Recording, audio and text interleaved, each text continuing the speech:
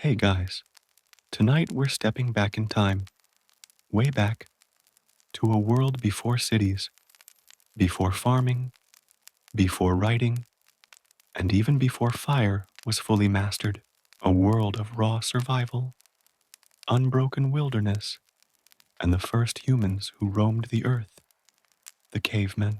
But what did they really eat? What was their favorite food? Were they hunters, chasing mammoths, or quiet foragers, picking berries under ancient trees? Tonight, we'll explore every taste, every texture, and every mystery of their prehistoric diet. So before you get too comfortable, take a moment to like and subscribe, but only if you enjoy the kind of content that merges myth and mystery. And hey, let us know, from where are you watching? And what time is it for you right now? It's time now to dim the lights, and let's cover what we have for tonight, together, to truly understand what cavemen ate and what might have been their favorite food. We have to start by stepping into their world, a world without farms, without supermarkets, and without any of the luxuries we take for granted today. Imagine waking up not to an alarm clock, but to the sounds of the wild, the distant call of birds, the rustle of wind through tall grass, the faint trickle of a stream nearby. You open your eyes in a shelter made of branches and stone, the air crisp and cool. There's no refrigerator waiting for you, no kitchen, no morning coffee. Your first thought isn't about taste or preference. It's about survival. What will you eat today, and how will you find it? Before agriculture, the earth was a living pantry, vast, untamed, and unpredictable. Food was everywhere, yet it was never guaranteed. Cavemen lived in a world where every meal required effort, knowledge, and a deep connection with nature. The difference between a full belly and hunger could depend on the weather, the season, or a single decision made during a hunt. Every calorie mattered. This was the Paleolithic era, stretching from roughly 2.5 million years ago to around 10,000 years ago. For countless generations, early humans and their ancestors survived entirely by hunting, fishing, and gathering. Agriculture, the act of planting crops and domesticating animals, was still far in the future. And yet, despite what we might think, life in the Paleolithic was not constant starvation. Cavemen weren't stumbling through the wilderness in desperation. They were skilled survivors who understood their environment in ways we can barely imagine today. They knew which plants were edible and which were poisonous. They could track an animal by the faintest footprint or by how the birds sounded in a certain part of the forest. They understood migration patterns, fruiting seasons, and even the behavior of insects that pointed toward sources of food. Their diet wasn't random, it was the result of generations of observation, trial, and adaptation. Every landscape offered something different. In the grasslands of Africa, herds of antelope and gazelle roamed freely. In the dense forests of Europe, deer, boar, and wild berries provided sustenance. Near rivers and coasts, fish and shellfish became staples. The Earth's climate shaped what humans ate, and in turn, what they became. Those who lived in colder climates developed a heavier reliance on meat and fat to survive harsh winters, while those in tropical regions enjoyed a greater variety of fruits, nuts, and roots. In the world before agriculture, food was deeply tied to the seasons. There were times of abundance and times of scarcity. During the warm months, fruits ripened, plants grew thick and green, and herds were fat and strong. But as winter or dry seasons arrived, the land would change. Trees would lose their leaves, rivers would shrink, and food sources would disappear. Cavemen had to anticipate these changes. They stored fat in their bodies, and sometimes in the form of dried meat or nuts. Though long-term storage was rare, nature demanded flexibility. You ate what you could find, when you could find it. But this wasn't just a harsh struggle. There was also beauty and rhythm to it. Imagine the satisfaction of returning to camp after a successful hunt, carrying meat that would feed your group for days. Imagine gathering ripe berries under a golden sunset, your hands stained purple with juice. Eating wasn't just nourishment, it was an experience deeply connected to the natural world. Each meal had meaning because it was earned, not purchased. Cavemen lived close to their food in a way that modern people rarely do. They saw life and death intertwined every day. When they hunted an animal, they used nearly every part: the meat for food, the bones for tools, the skin for warmth, even the tendons for binding. There was a profound respect for what nature provided, even when it came at great risk. Every piece of food had a story of patience, skill, and sometimes danger, and yet, for all their knowledge, early humans were always at the mercy of the environment.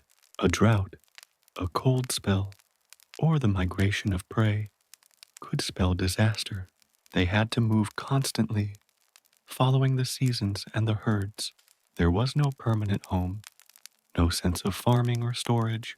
Every day was a balance between effort and reward. They didn't have the luxury of choosing favorites often, but they still developed preferences based on taste, energy, and availability. When scientists analyze the remains of Paleolithic sites, they find evidence of a surprisingly varied diet. Animal bones reveal cuts from stone tools, suggesting the butchering of everything from small birds to massive mammoths. Seeds, nuts, and pollen traces suggest that early humans consumed a wide range of plants. Some sites even show evidence of early forms of food processing, grinding stones used to crush seeds or roots, and charred remains that hint at early cooking. This tells us that even before agriculture, humans weren't just eating whatever they found. They were experimenting, learning, and improving their relationship with food. The absence of agriculture didn't mean the absence of sophistication. In many ways, cavemen had a deeper understanding of nutrition than we might assume. They knew that certain foods provided energy for long hunts, that others were better for healing or keeping warm. The division of labor also shaped their diet.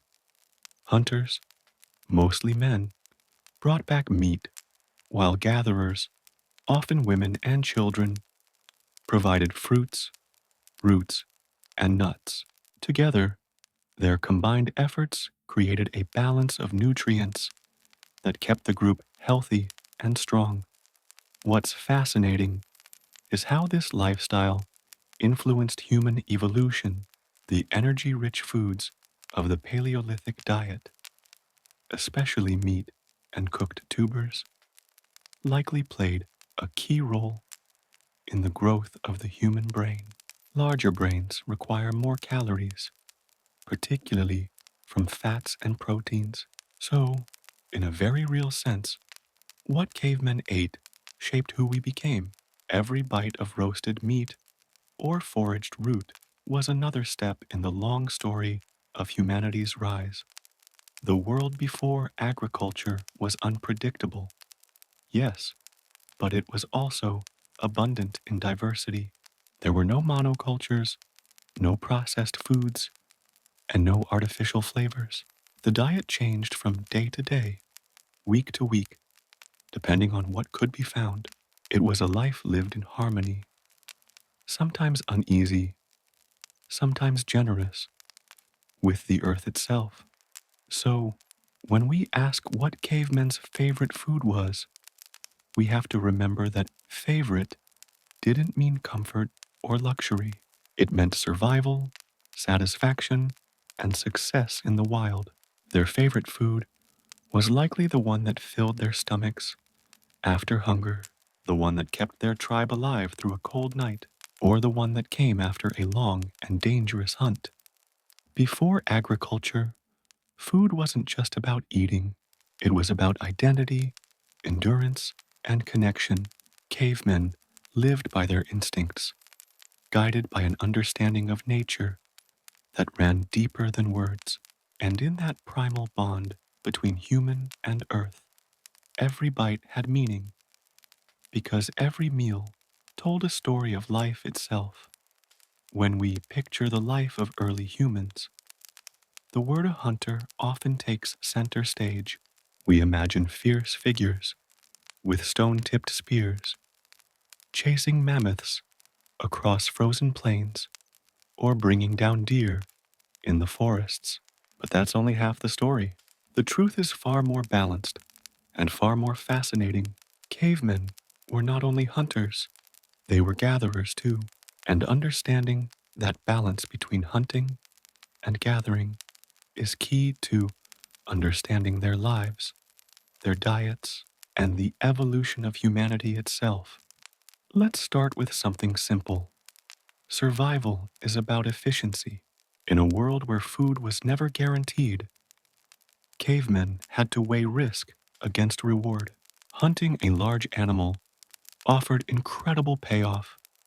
Meat, fat, bones, hide, but it came with immense risk.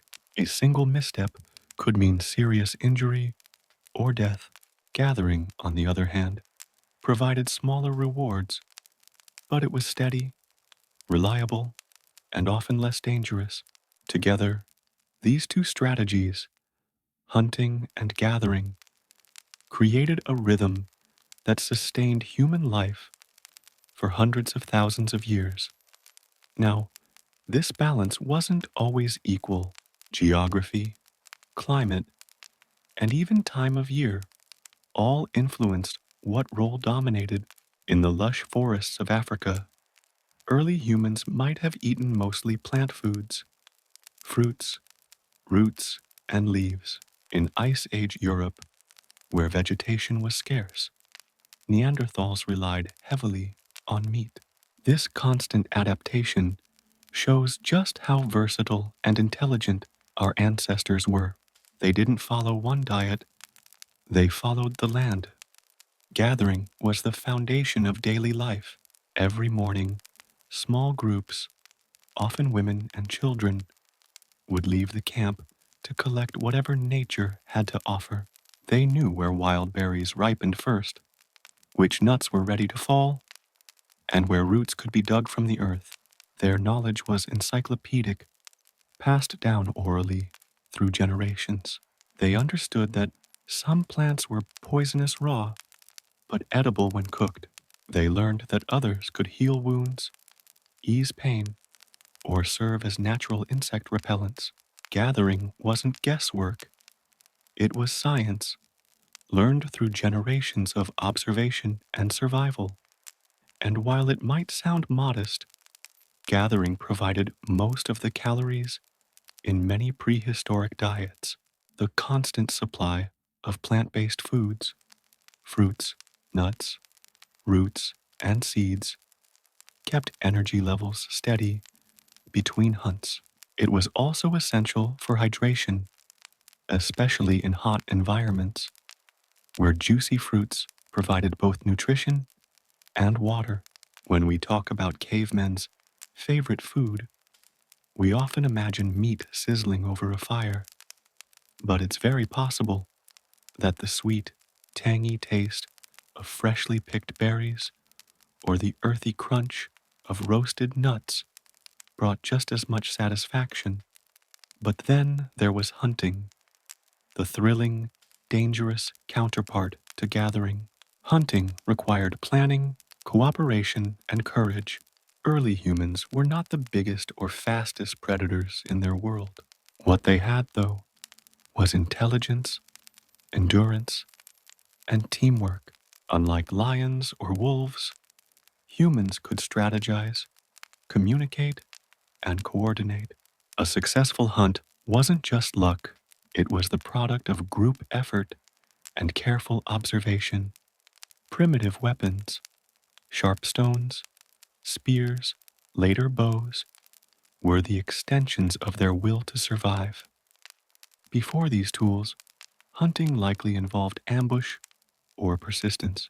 Some researchers believe that early humans practiced persistence hunting, chasing animals for hours or even days until the exhausted prey collapsed. Humans might not have had speed, but they had endurance and sweat glands that allowed them to cool down while their prey overheated. It's astonishing to think that one of the earliest hunting techniques was patience itself. When a hunt succeeded, it was more than a meal, it was an event. Fire crackled, the tribe gathered, and the smell of roasting meat filled the air. The calories from a single large animal could sustain a group for days. Protein rebuilt muscle, fat provided warmth and energy.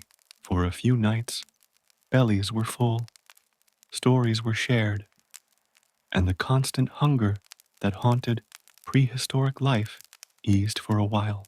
It's easy to imagine why meat might have felt like a favorite food.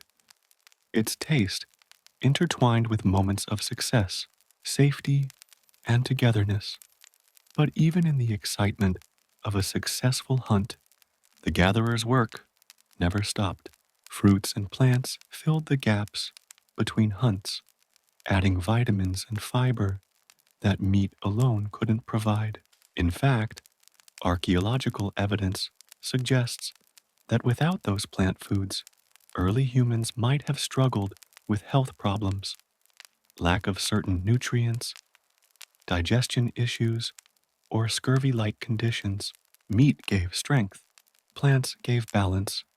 The hunter-gatherer system also shaped social structures. Because everyone contributed differently, early human communities became interdependent. The men weren't the only providers. Women's gathered foods often made up the majority of the tribe's daily calories. This created a cooperative dynamic where every role mattered.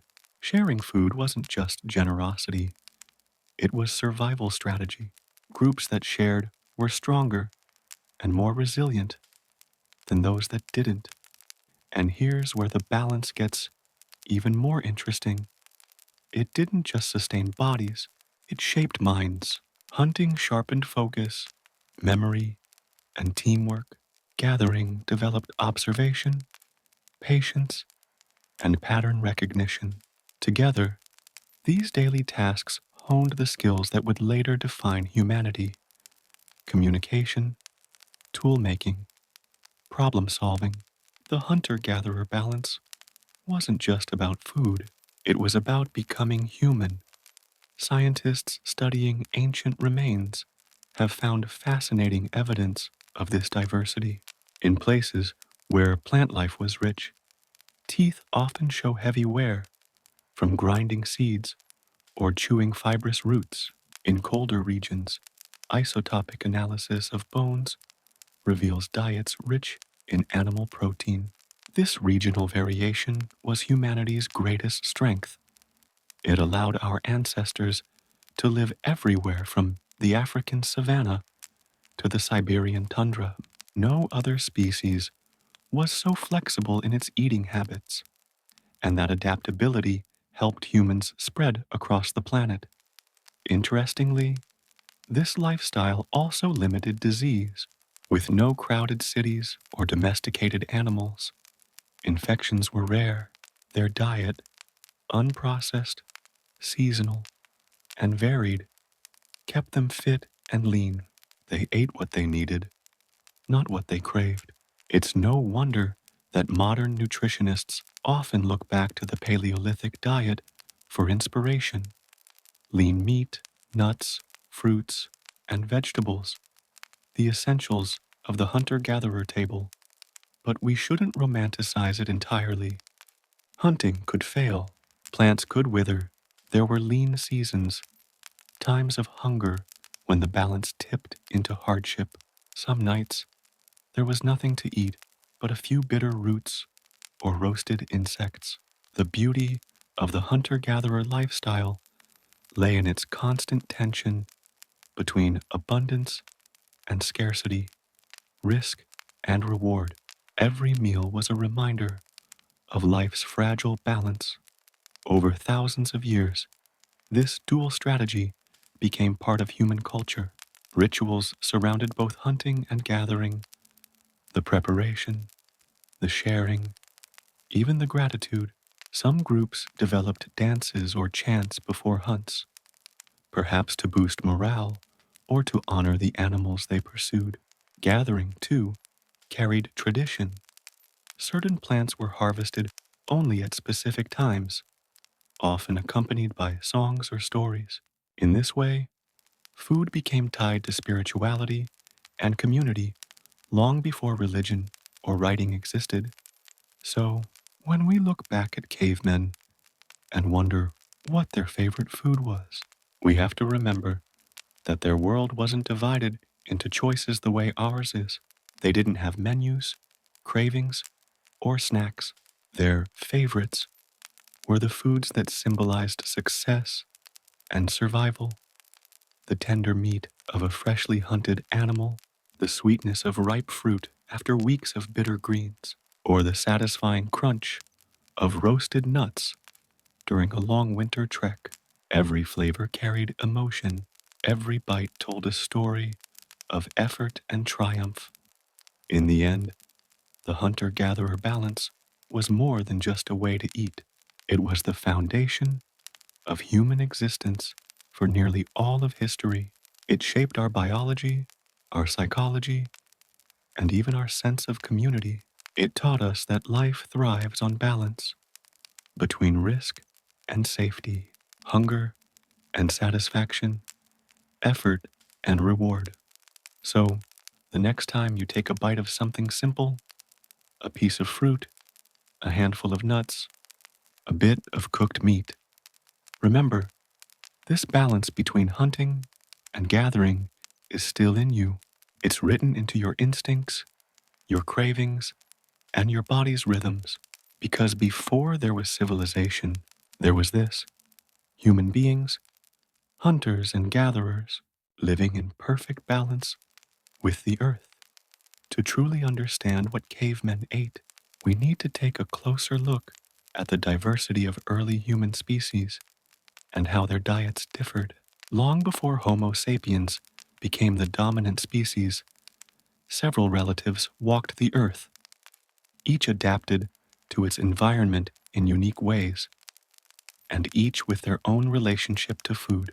Studying these species gives us a window into the evolution of human nutrition, taste preferences, and even behavior. The story begins over 2 million years ago with Homo habilis, often called the handyman because of the simple stone tools associated with it. Homo habilis inhabited the savannas of East Africa and likely had a diet that reflected the abundance of that landscape.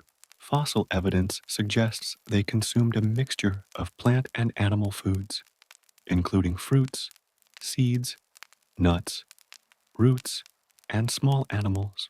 Cut marks on bones show that they scavenged meat left behind by predators, extracting marrow and soft tissues using crude stone tools. This scavenging behavior was a critical step in human evolution, demonstrating the early use of tools to access high-calorie foods that other predators could not reach. Homo erectus, which appeared roughly 1.9 million years ago, represents a significant leap in dietary sophistication. Fossil evidence indicates that Homo erectus had a larger brain which required more energy. This shift in physiology suggests that their diet became increasingly meat-focused, supplemented with plant matter. Sites in Africa and Asia show clear evidence of organized hunting, cooking, and possibly even early forms of food sharing. Cooking, in particular, is thought to have made plant starches more digestible and meat easier to chew, providing the extra energy needed to fuel the evolution of larger brains. In this way, diet and intelligence were deeply interconnected. Meanwhile, Neanderthals, who lived in Ice Age Europe and parts of Western Asia from roughly 400,000 to 40,000 years ago, developed a diet that reflected the harsh, cold climates they inhabited. They were highly skilled hunters, targeting large animals such as mammoths, reindeer, and bison. Their teeth show extensive wear from chewing tough meat, and isotopic analyses of their bones confirm that animal protein made up the bulk of their diet. However, they were not exclusively carnivorous. Archaeological sites reveal the use of plants, nuts, and possibly even mushrooms, suggesting that Neanderthals had a nuanced understanding of seasonal foods. Some evidence even points to the use of medicinal plants, indicating knowledge not just of taste, but of health benefits. Homo sapiens, our own species, first appeared in Africa roughly 300,000 years ago. Unlike many of their predecessors, early Homo sapiens demonstrated remarkable dietary flexibility, able to thrive in diverse environments ranging from deserts to tundras. They incorporated everything from small game and shellfish to tubers, fruits, and seeds. This adaptability was one of the key factors in their eventual success and global spread. Fossil evidence shows that Homo sapiens combined hunting, gathering, and later fishing in coastal regions. In some areas, shellfish provided a reliable source of protein, while inland populations relied more on game. Even insects, larvae, and eggs were consumed when other sources were scarce, highlighting the creativity and opportunism that characterized early human diets. Interestingly, dietary differences between species were not just about geography, they were about biology. Larger brained species needed more energy dense foods, like meat and fat, while smaller species could survive largely on plant matter. Tooth structure, digestive anatomy, and tool use all influenced diet. For example, the robust jaw and large molars of some early species suggest they ate tough, fibrous plants, while sharper teeth indicate a preference for meat. This interplay between anatomy and food highlights how evolution and diet were deeply entwined. One of the most fascinating aspects of early human diets is how they shaped social behavior. Scavenging, hunting, and gathering were not solitary activities. They required cooperation, planning, and communication. Group hunting, in particular, encouraged the development of strategies, division of labor, and even early forms of leadership. Sharing food was not just a moral choice, it was essential for survival. Those who could coordinate effectively were more likely to thrive, and over time, these behaviors became ingrained in the human psyche. Another critical factor was seasonality. Early humans had to understand when certain foods were available. Fruits, roots, and tubers had specific growing seasons, while animals migrated according to climate patterns. This knowledge required observation, memory, and foresight. It also influenced movement and settlement patterns. Some groups followed herds across continents, while others learned to exploit the changing abundance of plants in different regions. Their diets, therefore, were a reflection of both environmental knowledge and adaptive ingenuity. Cooking also played a transformative role. Evidence suggests that Homo erectus and later Homo sapiens used fire to roast meat and cook tubers. Cooking increased the caloric yield of food, killed harmful bacteria, and softened fibrous plants, making them easier to digest. This simple innovation not only enhanced nutrition, but also socialized meals. Sitting around a fire, early humans could share food, warmth, and stories, creating bonds that strengthened group survival. We should also consider the nutritional balance that early humans achieved. Meat provided protein and fat, essential for energy and growth, while plant foods offered vitamins, fiber, and carbohydrates. Nuts and seeds supplied additional fat and protein, while tubers gave sustained energy. Even insects contributed protein and micronutrients. This balance was achieved naturally, guided by what was available in the environment rather than by modern knowledge of nutrition. It is striking to see how evolution optimized the human diet long before science could explain it. Regional specialization further diversified early human diets. Coastal populations consumed fish, shellfish, and sea mammals, sometimes even using tools like nets or hooks. Forest dwellers focused on fruits, nuts, and small game, while savanna populations relied on large herds and seasonal vegetation. This variation ensured that humans could colonize nearly every environment on Earth, from frozen tundras to humid jungles. The flexibility of Homo sapiens' diet is perhaps one of the most compelling reasons for our species' survival and dominance. Interestingly, taste preferences also seem to have ancient roots. Early humans likely preferred high-energy foods, sweet fruits, fatty meat, and nutrient-dense nuts because these choices maximized survival. Sweetness indicated sugar, fat indicated calories, and protein indicated building material for the body. These primal preferences still influence us today, explaining why modern humans are drawn to sweets, fats, and meats. In essence, our cravings are echoes of the evolutionary pressures faced by our ancestors. Finally, studying early human diets gives us insight into the origin of cultural practices.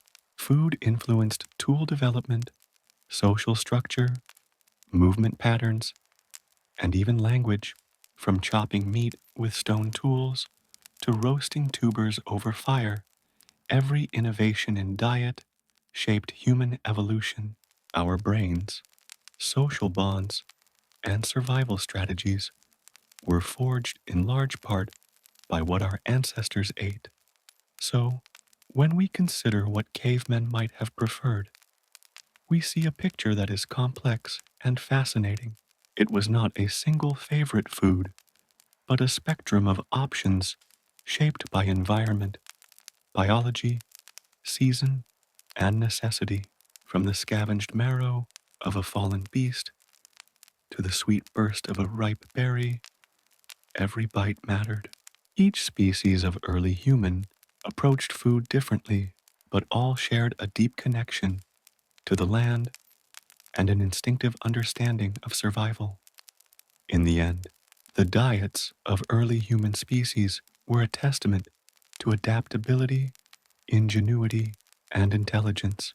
They show us that food was not just fuel, it was a driving force in the evolution of the human mind, society, and culture.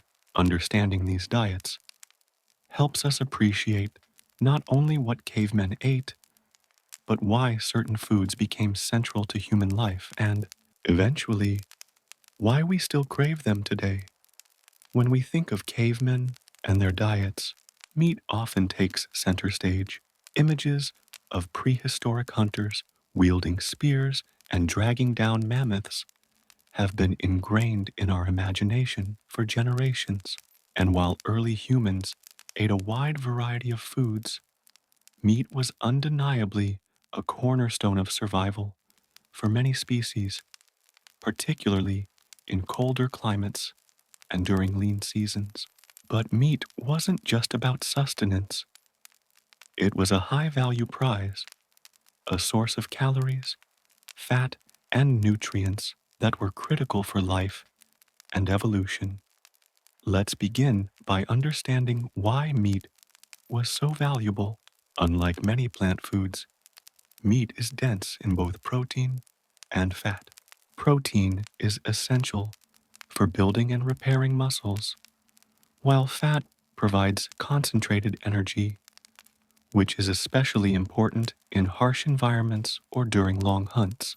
Early humans had high energy demands, walking dozens of kilometers each day, hunting, gathering, and avoiding predators.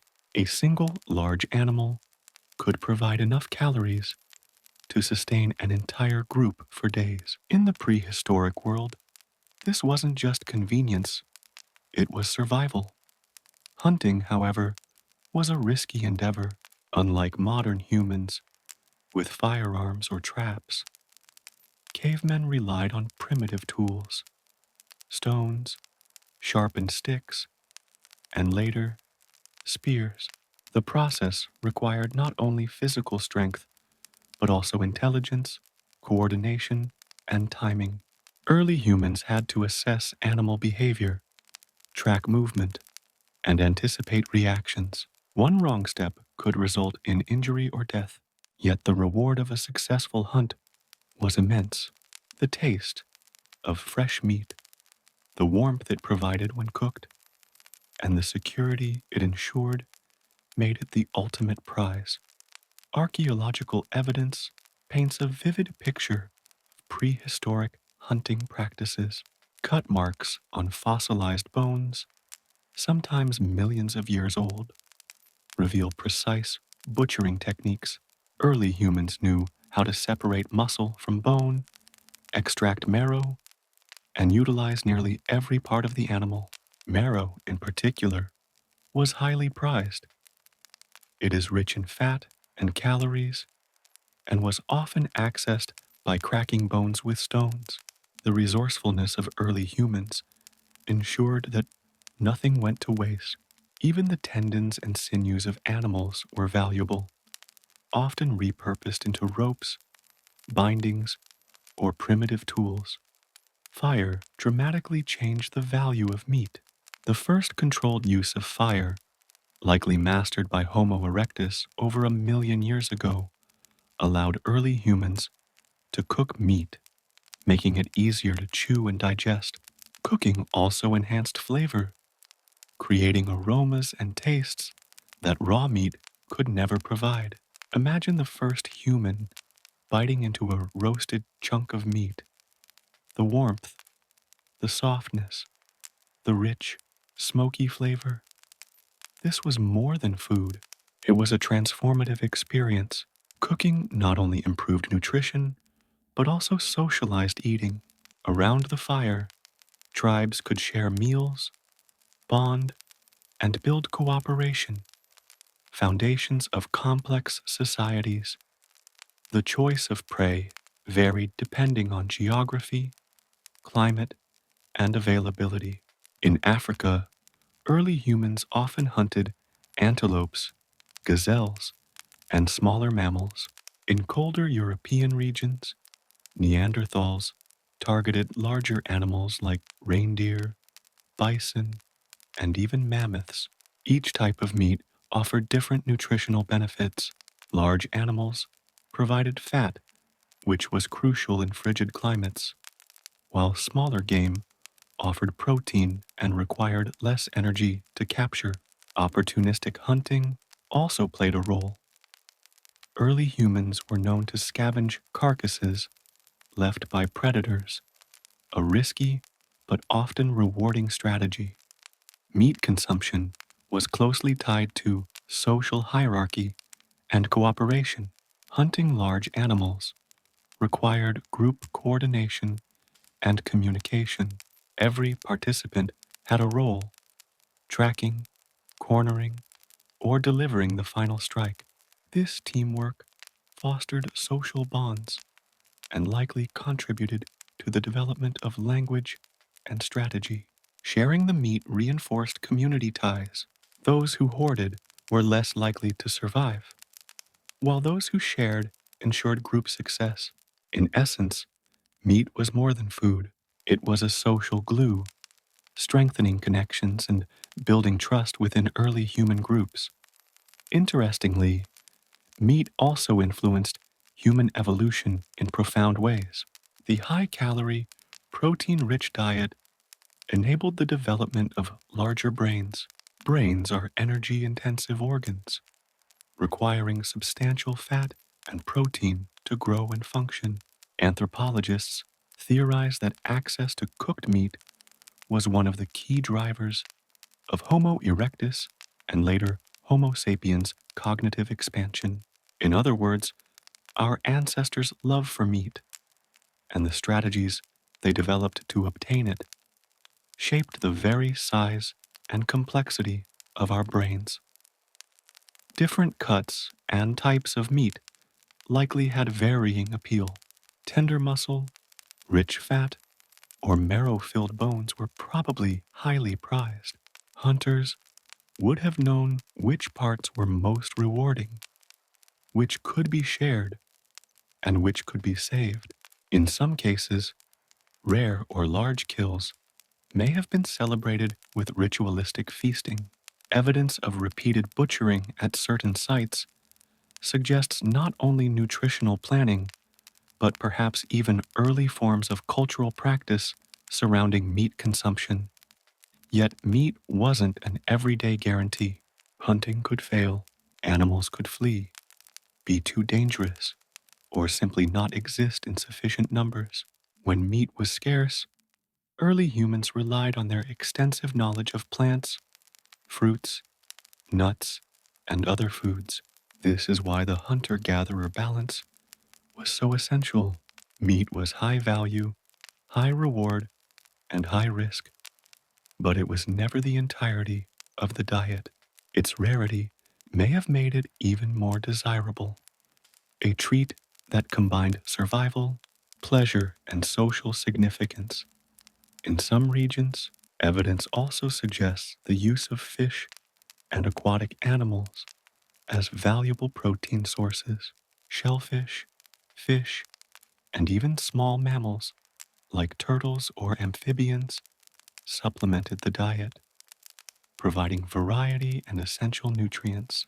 Coastal populations, in particular, relied on aquatic meat, sometimes using tools like hooks or nets to catch fish.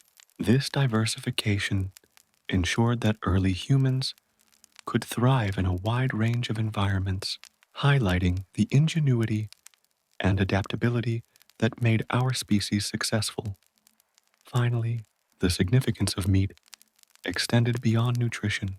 It provided warmth through calories, social cohesion through sharing, and even status within groups. The most skilled hunters could gain influence or respect. Meat influenced behavior, cognition, and community in ways that few other foods could.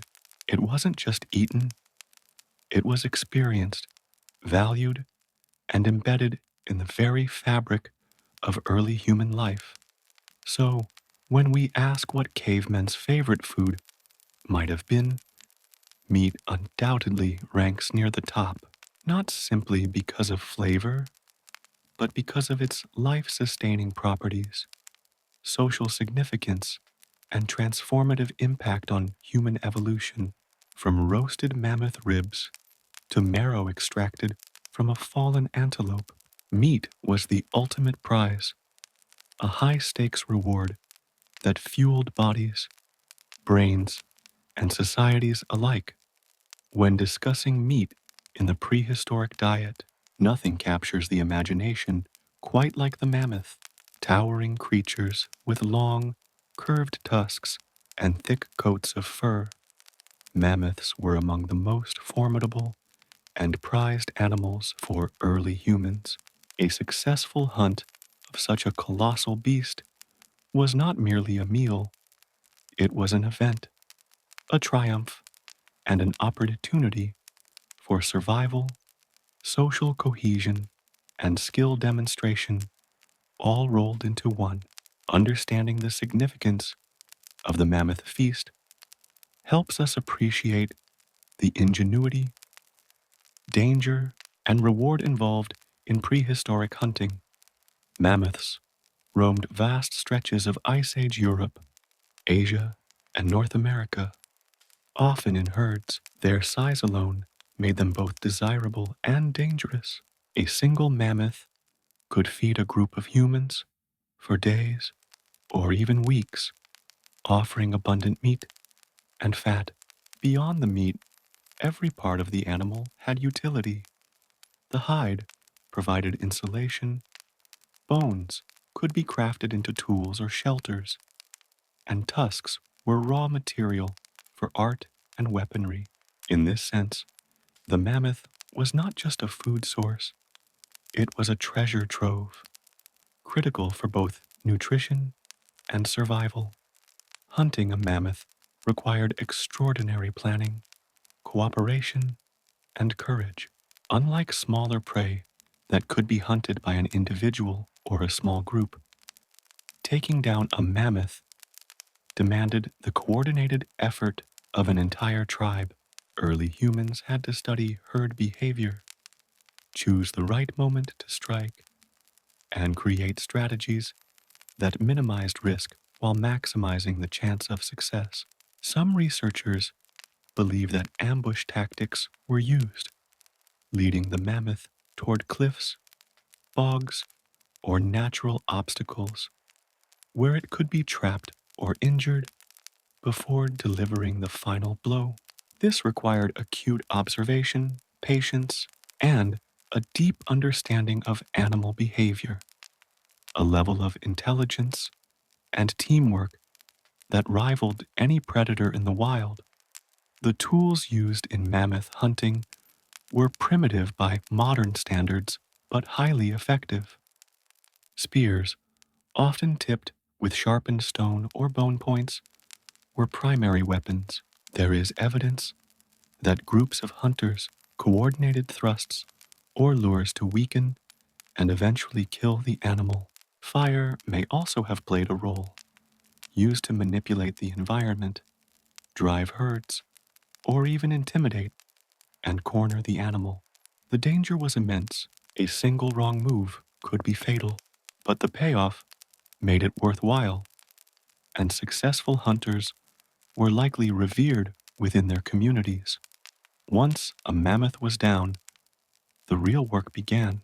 Early humans practiced systematic butchery to ensure that no part of the animal went to waste.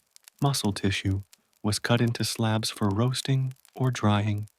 Fat was collected for energy-dense meals, and bones were broken to extract marrow, a particularly prized source of fat and protein. Tendons were sometimes stripped and twisted into ropes or binding materials, while hide was used for clothing, blankets, or temporary shelter.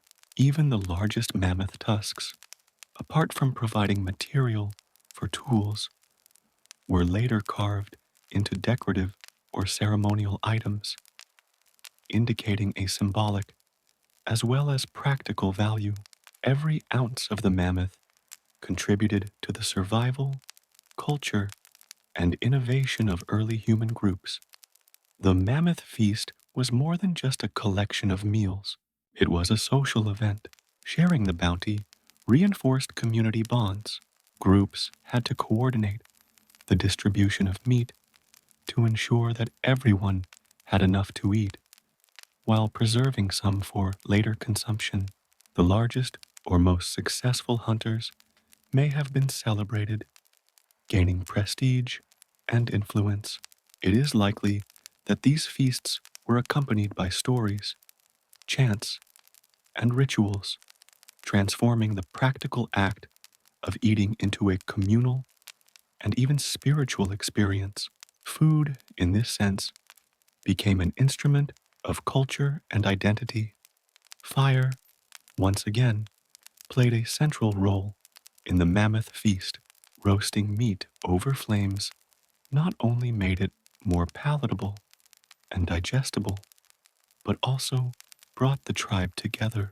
Around the fire, individuals could tend the cooking meat, share stories, and plan for future hunts. Cooking also preserved the meat longer than eating it raw, allowing the group to store high-value calories for times of scarcity. In this way, a single mammoth kill could sustain a tribe for weeks, providing energy, warmth, and security during harsh winter months. The mammoth also influenced technological development. Hunting such massive animals necessitated improvements in tool making, strategy, and communication. Stone tools became sharper, more precise, and specialized. Spears evolved in design to pierce thick hide, and techniques for bone and tusk crafting advanced. Planning for a mammoth hunt encouraged early humans to anticipate challenges, assign roles, and collaborate in ways that shaped the social and cognitive skills essential for survival and innovation. Interestingly, evidence suggests that mammoth hunting sometimes involved long-term observation of herds.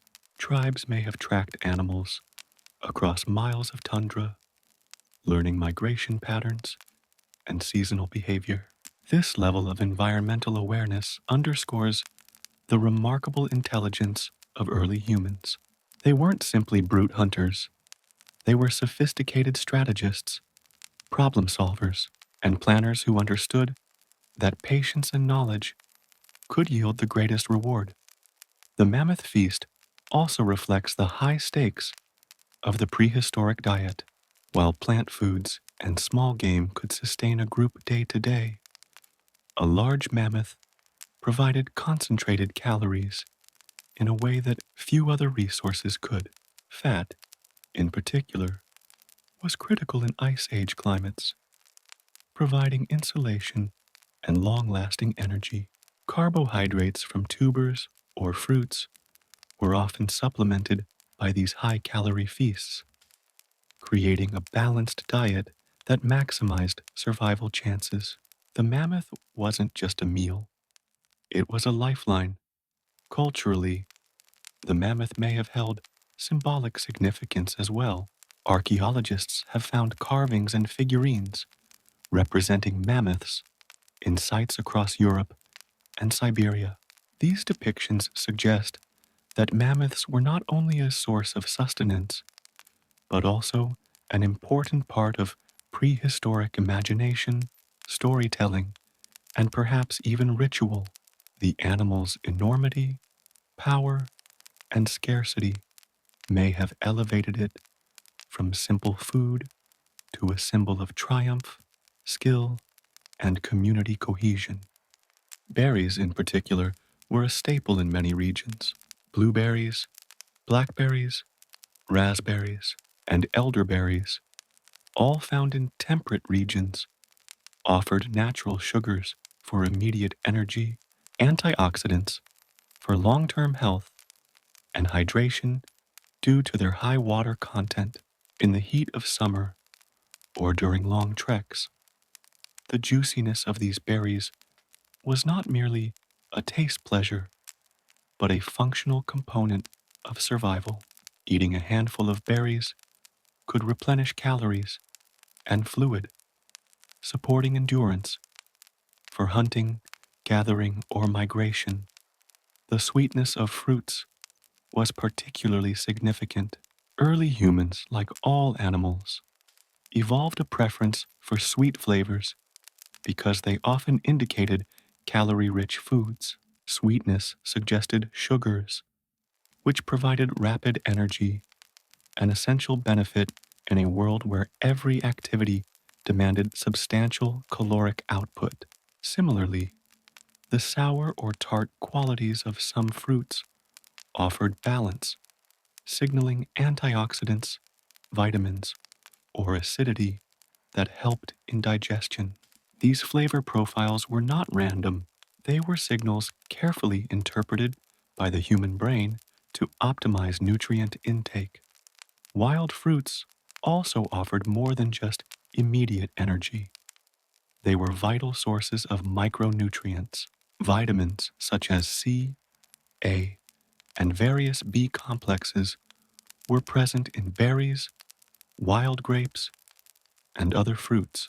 These nutrients supported immune function, tissue repair, and overall health, helping early humans survive in environments where illness or injury could be catastrophic.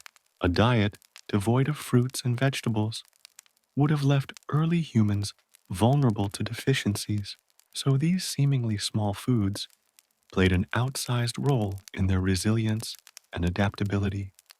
The act of gathering berries required both skill and strategy. Early humans often learned the best locations through observation and shared knowledge. Some berries grew along specific trails or near water sources, while others were protected by thorns, requiring careful manipulation or the use of sticks and leaves to harvest. This process reinforced dexterity, planning, and problem-solving skills, abilities that were crucial for survival across multiple aspects of life, from hunting to tool making. Seasonality further shaped fruit consumption. During spring and summer, when fruits were abundant, early humans could supplement their diet with these sweet treasures.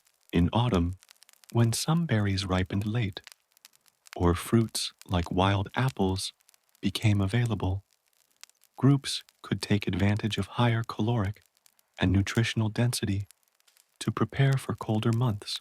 This seasonal rhythm forced early humans to track plant life closely, creating a deep connection with their environment.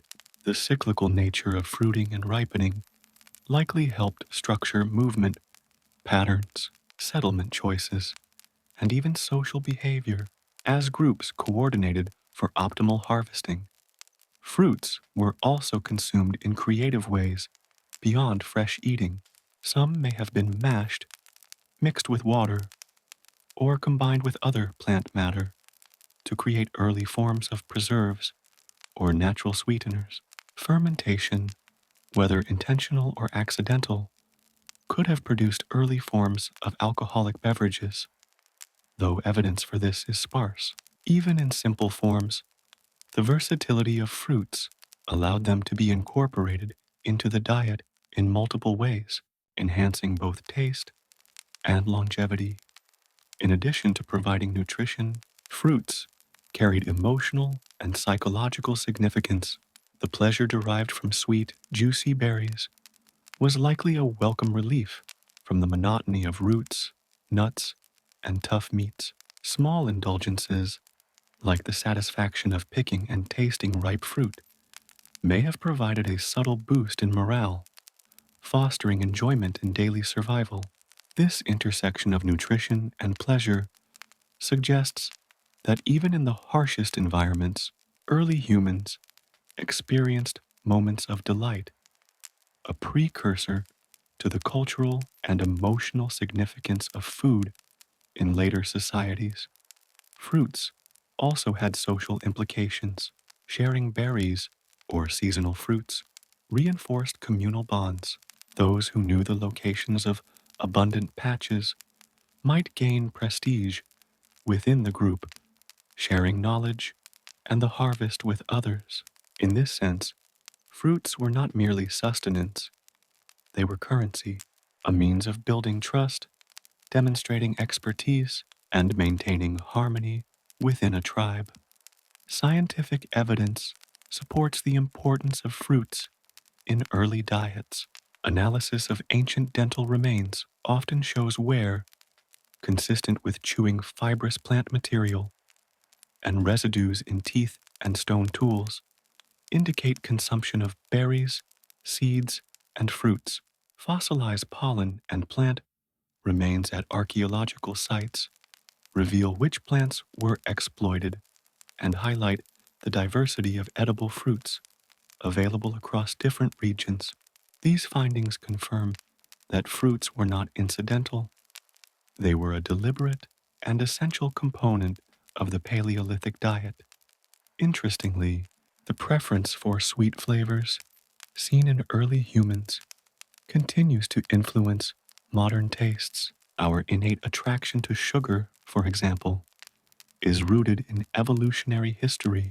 Sweet fruits provided quick energy and essential nutrients, and over millennia, these preferences became encoded in human behavior and biology. Even today, a sweet snack triggers pleasure and reward centers in the brain, reflecting an ancient lineage of taste evolution. Berries and wild fruits were also a bridge between survival and innovation. Early humans learned not just to consume them, but to plan for their availability, preserve them when possible, and integrate them into a diet balanced with meat, nuts, and roots. This practice foreshadowed later agricultural innovations as humans began domesticating plants and developing strategies to secure food year-round. The careful observation of fruiting patterns, growth cycles, and nutritional value was, in many ways, the first step toward understanding cultivation and farming. Finally, when considering cavemen's favorite food, fruits may have held a surprising place of prominence. While meat provided caloric and protein power, the sweetness, juiciness, and diversity of fruits offered pleasure, hydration, and essential micronutrients. The combination of immediate energy, taste enjoyment, and seasonal novelty likely made berries and other fruits highly valued in the daily life of early humans. In conclusion, berries and wild fruits were more than supplemental foods. They were critical to survival, nutrition, and human development. They provided essential vitamins, hydration, and energy, while also contributing to social cohesion, knowledge transfer, and early cultural practices. Their flavors stimulated pleasure, their availability encouraged observation and planning, and their integration into the diet influenced evolution itself. For early humans, fruits were not just food, they were nature's offering, rewarding skill, patience, and knowledge, and bringing moments of delight to the demanding and unpredictable life of the Paleolithic world.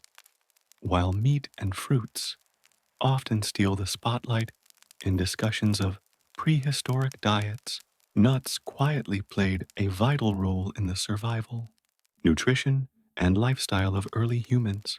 Rich in fats, proteins, and essential micronutrients, nuts were high-energy foods that could sustain long journeys, supplement hunting or gathering efforts, and even influence the evolution of early human cognition.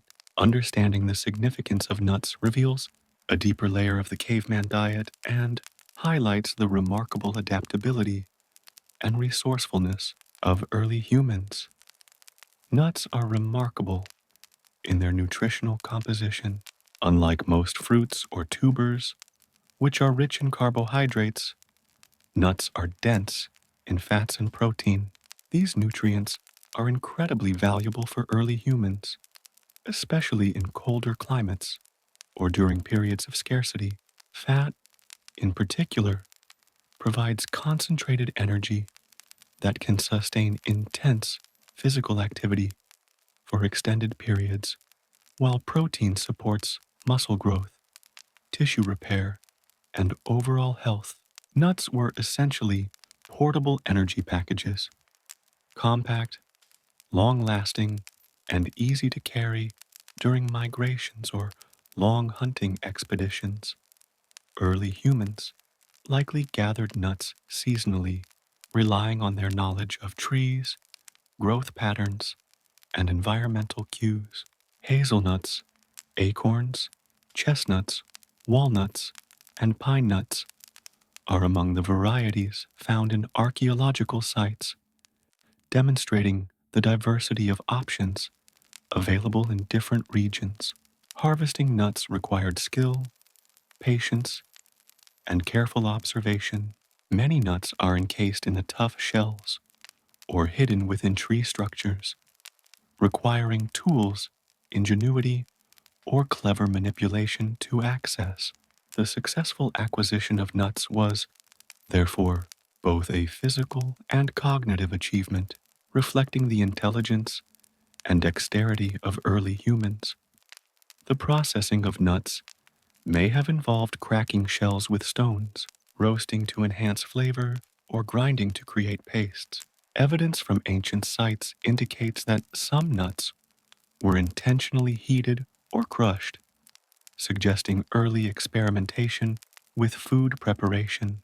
Roasting not only improved taste, but also increased digestibility and preserved nutrients, making nuts even more valuable as a long-term food source.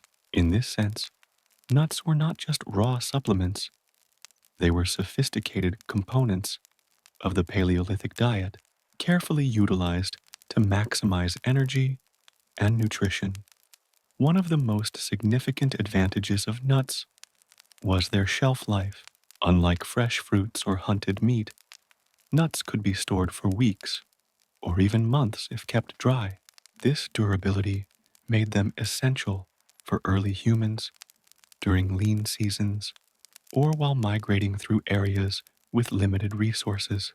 Nuts provided a reliable source of calories when other foods were scarce, buffering early humans against periods of hunger and reinforcing the importance of planning and resource management in survival strategies. Finally, the Mammoth Feast reminds us that early human diets were not static. Humans adapted to the resources available, combining hunting, gathering, and scavenging in ways that maximized survival. While the mammoth was rare and dangerous, its reward justified the risk and effort. Other animals, fish, insects, and plants supplemented their diet, but nothing matched the sheer abundance and social significance of a successful mammoth hunt. In conclusion, the Mammoth Feast was the pinnacle of prehistoric hunting. It required intelligence, teamwork, courage, and skill. It provided nutrition, warmth, and social cohesion, and it likely influenced the evolution of early human culture and technology. To early humans, a mammoth was more than food. It was a prize, a survival tool, a cultural icon, and perhaps even a source of joy. Understanding this feast gives us a window into the challenges, innovations, and triumphs that defined the daily life of our ancestors. Among the greatest revolutions in early human history, few were as transformative as the mastery of fire. Long before the invention of agriculture or permanent settlements, fire reshaped the way humans interacted with their environment, and nowhere was its impact more profound than in the preparation and consumption of food. Understanding how early humans harnessed fire allows us to appreciate not only the nutritional benefits it provided, but also the cultural, social, and cognitive leaps it enabled. Fire didn't just cook food, it changed humanity itself. Before fire became a constant companion, early humans ate their meals raw. Roots were dug, fruits plucked, and meat scavenged or hunted, but all was consumed as is. Raw meat could be tough, fibrous, and sometimes dangerous due to bacteria or parasites. Starchy tubers were chewy and hard to digest, and bitter greens could cause gastrointestinal discomfort. The introduction of controlled fire, an innovation likely mastered over 1 million years ago, transformed these raw ingredients into something safer, tastier, and more energy efficient. Cooking meat over fire fundamentally changed its properties. Heat breaks down proteins, softens connective tissue, and makes it easier to chew and digest. A piece of roasted mammoth or antelope could be consumed with far less effort than its raw counterpart, allowing the body to extract more nutrients with less energy expenditure. This efficiency was vital for early humans, whose daily lives demanded significant caloric output through hunting, gathering, and long-distance travel. Cooking essentially amplified the nutritional value of food, a subtle but profound advantage that likely influenced the trajectory of human evolution. Fire also altered the flavor profile of food. The aroma of roasted meat, smoky fat, and charred edges would have been entirely new to early humans. Imagine tasting meat for the first time after it had been cooked.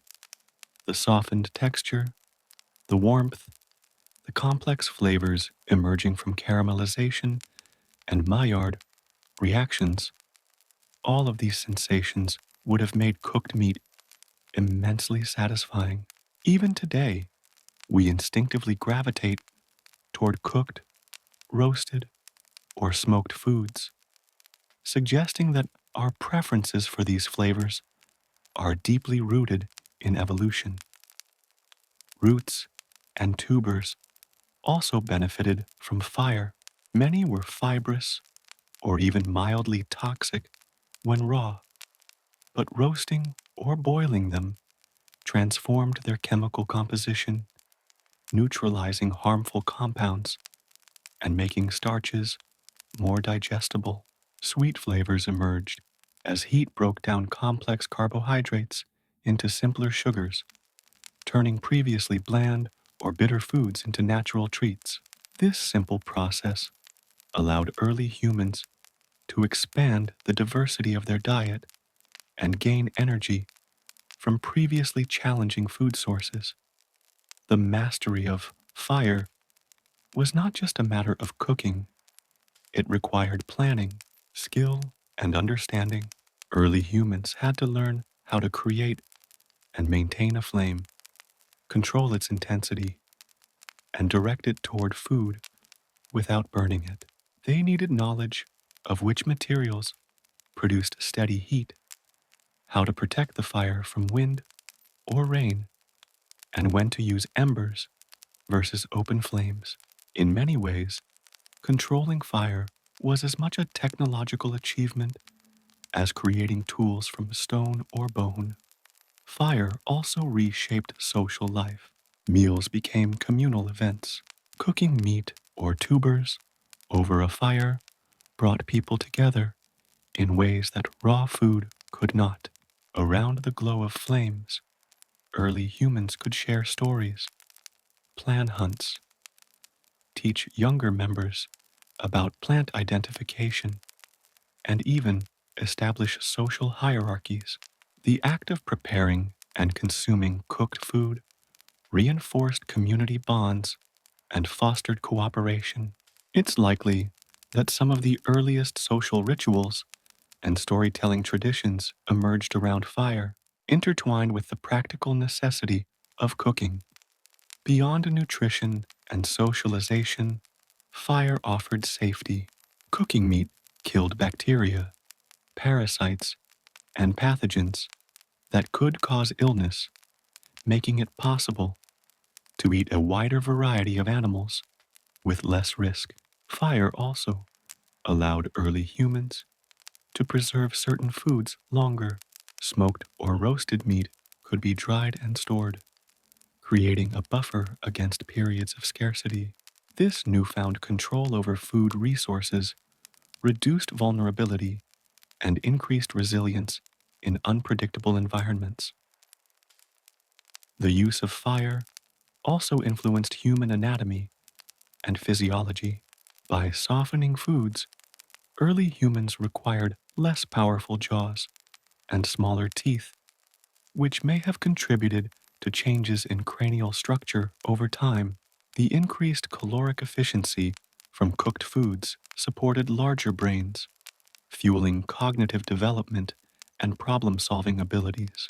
In this sense, fire wasn't just a tool, it was a catalyst for biological evolution, shaping both body and mind. Moreover, fire expanded the possibilities for experimentation. Humans could now mix ingredients, roast different cuts of meat, or cook various plants together. While this was far from the complex recipes of modern cuisine, it represented the earliest steps toward culinary creativity. Flavor became not just a byproduct of survival, but an experience to be explored and shared. Some evidence even suggests that early humans experimented with seasoning foods, using naturally available salts or herbs to enhance taste, a precursor to cultural culinary practices. Archaeological evidence supports the centrality of fire in prehistoric diets. Sites dating back over 1 million years show hearths, charred bones, and burnt plant remains, indicating that fire was used consistently for cooking.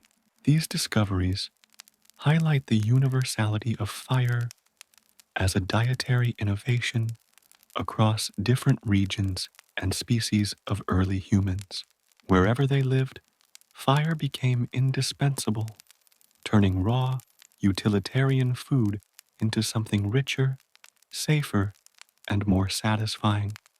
Fire's influence extended beyond food itself. The act of cooking required foresight and cooperation, fostering planning skills, communication, and teaching, key elements of social complexity. It also encouraged humans to remain in one place for longer periods to maintain the fire, indirectly leading to more permanent shelters and communal living structures. In this way, the control of fire and the culture of cooking were foundational not just for diet, but for civilization. Finally, the taste of fire had emotional and psychological effects. The aroma of cooking meat or roasted tubers likely triggered anticipation and pleasure, creating a positive feedback loop that reinforced communal eating and cultural practices. The sensory experience of fire, warmth, smell, taste, and light added richness to daily life, transforming survival into a multisensory experience that engaged both body and mind. In conclusion, the mastery of fire was one of the most profound innovations in early human history. It elevated meat from raw sustenance to a delicacy, made roots and tubers edible and enjoyable, improved nutrition, strengthened social bonds, and contributed to the evolution of the human brain. The taste of fire was more than flavor. It was survival, culture, creativity, and evolution all intertwined. For cavemen, fire transformed eating from a simple necessity into an experience that shaped every aspect of their lives. While the thrill of the hunt and the richness of meat often dominate our vision of prehistoric diets, the contribution of berries and wild fruits was equally vital to the survival and well-being of early humans. Often overlooked in popular imagination, these naturally sweet, nutrient-dense foods played a crucial role in providing vitamins, hydration, energy, and even moments of indulgence that punctuated the rigorous demands of daily survival. Understanding how cavemen consumed and valued fruits gives us insight into both their biology and their relationship with the natural world. Early humans did not have the luxury of supermarkets or orchards. Instead, fruits were gathered directly from the wild, requiring knowledge of plants, seasons, and geography. Certain berries ripened only for short periods, and early humans had to recognize subtle signs indicating readiness for consumption. The ability to identify edible fruits and avoid poisonous ones was a matter of life and death. A misstep could lead to illness or even death, while correct identification offered vital nutrients that could mean the difference between strength and weakness in harsh environments. Nuts also played a role in social structures. Just like meat, the gathering and sharing of nuts reinforced communal bonds and cooperation. Knowledge of productive groves, harvest timing, and preparation methods could confer status or respect within a group. Those who excelled at finding or processing nuts were valuable contributors, and sharing the bounty encouraged reciprocity and trust. In this way, nuts were more than food. They were tools of social cohesion, teaching, and cultural transmission. Interestingly, nuts likely influenced human evolution in subtle ways. Their high fat content would have been particularly beneficial for brain development. The human brain is a calorie hungry organ, requiring both protein and fat for optimal growth and function. By providing a concentrated source of these nutrients, nuts may have contributed to the expansion of cognitive abilities and problem solving skills in early humans. In essence, the consumption of nuts could have helped fuel both survival and intelligence simultaneously. The flavor and texture of nuts added variety and satisfaction to the prehistoric diet. Chewing a crunchy walnut or creamy hazelnut provided a sensory experience distinct from fruits, roots, or meat. This variety was not trivial. Dietary diversity is key to maintaining both nutritional balance and psychological well-being. The inclusion of nuts in meals may have alleviated monotony, provided comfort, and enhanced the overall enjoyment of eating. Pleasure in food, even in survival-focused contexts, likely played a role in fostering cooperation, motivation, and memory associated with particular foods and environments. Nuts were also intertwined with seasonal rhythms. Most trees produce nuts once a year, often in late summer or fall. Early humans had to anticipate this availability, travel to nut-producing areas, and harvest efficiently before wildlife or spoilage consumed the resource. This seasonal dependence reinforced observation skills, planning, and strategic movement, abilities that were critical across all aspects of Paleolithic life. Gathering nuts was thus both a practical and cognitive exercise, demanding foresight and precision. The role of nuts in prehistoric diets varied by region. In temperate forests of Europe, hazelnuts and acorns were abundant. In Asia, walnuts and chestnuts thrived, while pine nuts were common in parts of North America. This regional diversity meant that early humans developed localized expertise, learning which species were nutritious, how to process them, and when to harvest. Such knowledge was likely passed down orally, forming an early component of cultural education. The ability to exploit nuts effectively may have conferred evolutionary advantages, ensuring both physical health and social cohesion within groups. In addition to their caloric and nutritional benefits, nuts may have had medicinal properties.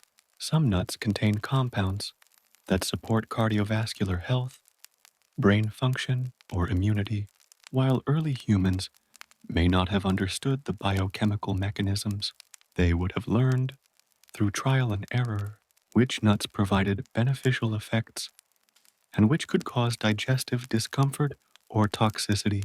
This practical experimentation with plant-based foods laid the groundwork for early human understanding of natural remedies, nutrition, and dietary diversity. Finally, when considering cavemen's favorite foods, nuts deserve a prominent place. They offered dense energy, longevity, nutritional balance, and sensory pleasure, all while being portable and storable. Unlike the excitement and danger of hunting large game, nuts provided reliable, low-risk calories that could sustain individuals and groups across long periods. Their versatility, taste, and utility made them indispensable in the daily life of early humans, a quiet but essential component of the hunter-gatherer diet. In conclusion, nuts were far more than a snack or supplement. They were a cornerstone of prehistoric nutrition, rich in fats, proteins, and essential nutrients. They supported survival, cognitive development, and social structures. They demanded skill and knowledge to gather and process, contributing to early human intelligence and cultural evolution. The forgotten feast of nuts reminds us that even the smallest, seemingly simple foods held profound significance, shaping human life, health, and society long before the dawn of agriculture. While meat, berries, and nuts often capture our imagination when thinking about cavemen's diets, roots and tubers were arguably among the most crucial staples for early humans. These underground treasures were abundant, storable, and calorie-dense, making them essential in the unpredictable landscapes our ancestors navigated. By understanding how roots and tubers shaped early diets, we gain insight into survival strategies, nutritional balance, and the adaptability that made humans such resilient foragers. Roots and tubers encompass a wide range of edible plants, including wild carrots, yams, turnips, and various tuberous herbs. Unlike fruits, which are seasonal and sometimes fleeting, many roots remain available for longer periods, lying dormant beneath the soil until harvested. This underground resilience provided a relatively stable food source in an environment where above-ground vegetation could be seasonal, sporadic, or threatened by predators. In essence, roots and tubers acted as a natural pantry for early humans, buffering against famine or lean times. Harvesting roots and tubers required both physical effort and knowledge. Unlike fruits or nuts that can be plucked, roots are hidden beneath the soil. Early humans had to identify the right plants, determine the appropriate maturity stage, and dig carefully to avoid damaging the edible portion. Tools such as sharpened sticks or bones may have been used to loosen soil, while hands alone could extract smaller tubers. This labor-intensive process demonstrates the resourcefulness and patience required for survival. Every successful harvest was a reward earned through observation, skill, and persistence. Nutritionally, roots and tubers were essential for their carbohydrate content, while meat provided protein and fat, and nuts offered concentrated energy.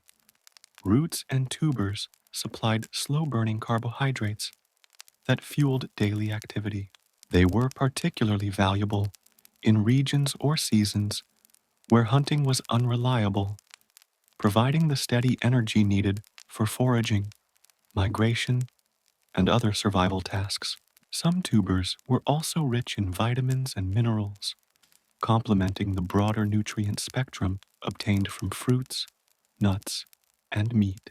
In this way, they helped create a balanced and sustainable diet. Cooking played a critical role in making roots and tubers both palatable and safe. Many raw tubers are tough, fibrous, or mildly toxic. Roasting, boiling, or steaming transformed these underground foods, breaking down complex starches into more digestible sugars and neutralizing harmful compounds.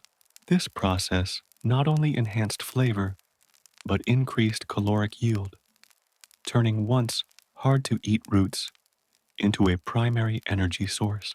Early mastery of fire and cooking techniques directly amplified the utility and desirability of these plants, demonstrating the interplay between technology and diet. Roots and tubers also offered storage potential.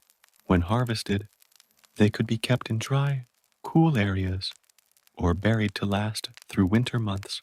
This made them indispensable during periods of scarcity or while traveling long distances. Unlike meat, which could spoil quickly, tubers provided reliable, portable calories that supported endurance and survival. In essence, they were an early form of stored wealth, edible reserves that allowed humans to plan for future needs and avoid starvation. Interestingly, different types of roots and tubers had distinct characteristics that influenced their use and preference. Some were soft and starchy, ideal for roasting or mashing, while others were fibrous, requiring prolonged cooking. Sweet tubers like wild yams would have been particularly prized for their taste, while bitter or less palatable varieties may have been reserved for emergencies. This diversity required early humans to develop detailed botanical knowledge, learning which plants were nutritious, safe, and desirable, and which demanded careful preparation. Beyond nutrition, roots and tubers likely shaped social and cultural behaviors. Gathering these foods often involved cooperation, knowledge sharing, and teaching. Experienced foragers would guide younger or less knowledgeable members, passing down essential survival skills. Roots could also be used to supplement communal meals, reinforce social bonds, or even serve as trade items between groups. In this sense, these underground treasures were not just fuel, they were instruments of social cohesion and cultural continuity. Roots and tubers also played a psychological role in early human life. The act of digging and finding hidden food provided a sense of accomplishment and control over one's environment. After the uncertainty and risk of hunting or seasonal scarcity, uncovering a stash of tubers offered reassurance, satisfaction, and immediate reward. The combination of effort and payoff created a connection between human ingenuity and nature's bounty, reinforcing problem solving and planning skills. Some evidence suggests that roots and tubers were also used medicinally. Certain tuberous plants contain compounds that can alleviate digestive issues, provide nutrients during illness, or even act as mild analgesics. Early humans likely discovered these properties through trial and error, integrating knowledge of nutrition and health into daily life. This practical experimentation underscores the cognitive sophistication of our ancestors, an understanding of cause and effect applied directly to survival and well-being. The inclusion of roots and tubers in the diet also influenced human evolution in subtle ways. The reliance on starchy, carbohydrate-rich foods may have supported larger brain development by providing a steady energy source for cognitive processes. Unlike the intermittent, high-energy bursts from meat, carbohydrates offered sustained fuel, enabling early humans to focus, plan, and strategize, skills essential for survival in unpredictable environments. In other words, tubers were not just food, they were fuel for intelligence. Regional variation played a role in the availability and type of roots consumed. In temperate regions, wild carrots and parsnips may have been common, while tropical areas offered yams, taro, and other tuberous plants.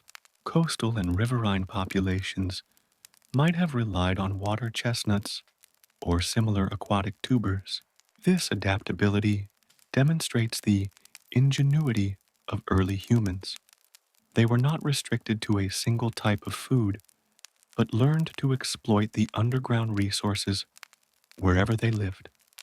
Finally, when considering what cavemen loved to eat, roots and tubers were likely indispensable. While not as dramatic as a mammoth feast or as immediately gratifying as sweet berries, these underground treasures provided the foundation of daily energy, nutrition, and survival. They were reliable, versatile, and abundant, quietly sustaining early humans across diverse environments and seasons. In conclusion, roots and tubers were more than simple sustenance. They were essential for survival, nutrition, cognitive development, and social cohesion. They provided carbohydrates for energy, vitamins and minerals for health, and stability during scarcity.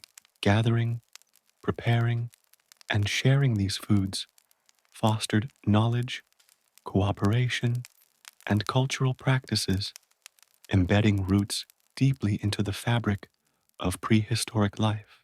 The forgotten treasures beneath the soil remind us that survival is not only about high-profile hunts or sweet indulgences, but also about the steady, reliable foods that quietly fueled human innovation, endurance, and evolution. When we think of cavemen's diets, insects and unconventional protein sources rarely come to mind. Yet for early humans, especially in times of scarcity or in certain environments, insects were not only edible, they were valuable, high-protein foods that played a vital role in survival. By examining the role of insects and unusual proteins, we gain a fuller understanding of how early humans maximized available resources, adapted to diverse ecosystems, and developed a diet that balanced nutrition, efficiency, and practicality. Insects are small, but remarkably nutrient dense. Many species, such as beetles, larvae, grasshoppers, and ants, are high in protein, fat, and essential micronutrients like iron, zinc, and magnesium. In a world without refrigerators, processed foods, or animal husbandry, insects offered a readily available source of concentrated energy. A handful of grasshoppers or beetle larvae could provide calories comparable to a small piece of meat, making them an essential supplement when larger prey was unavailable. Their abundance, accessibility, and high nutrient density made them an efficient choice for early humans navigating unpredictable environments. Evidence for insect consumption comes from archaeological findings, ethnographic studies, and modern observations of hunter-gatherer societies in many parts of Africa, Asia, and the Americas. Traditional groups continue to consume insects as part of their diet. Fossilized remains of insect exoskeletons and traces of chitin have been discovered in ancient human settlements, indicating that insects were not merely incidental, but intentionally collected and eaten. This suggests that early humans recognized the nutritional value of insects and incorporated them strategically into their diets.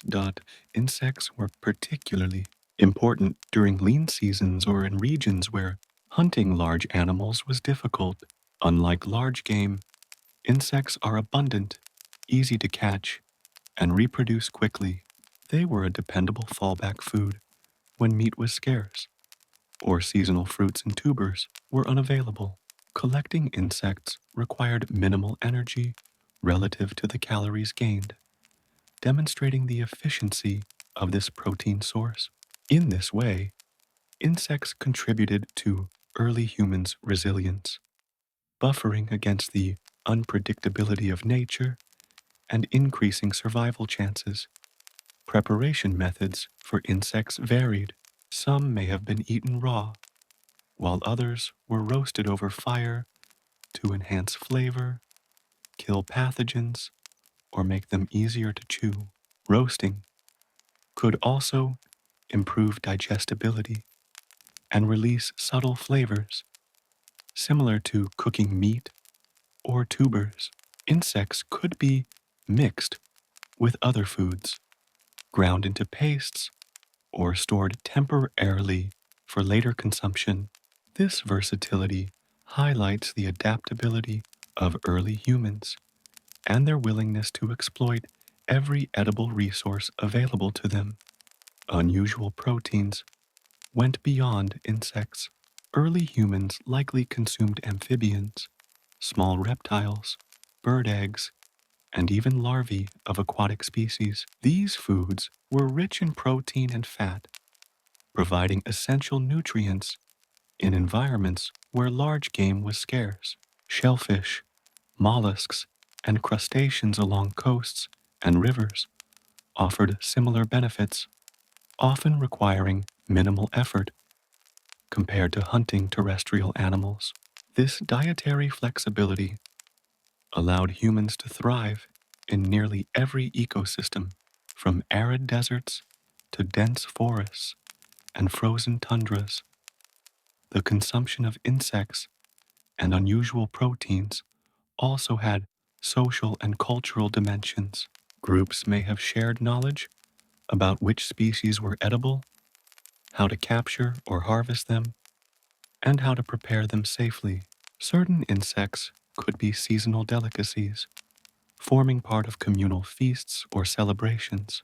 Knowledge of these foods was likely passed down orally, reinforcing cooperation, teaching, and cultural cohesion.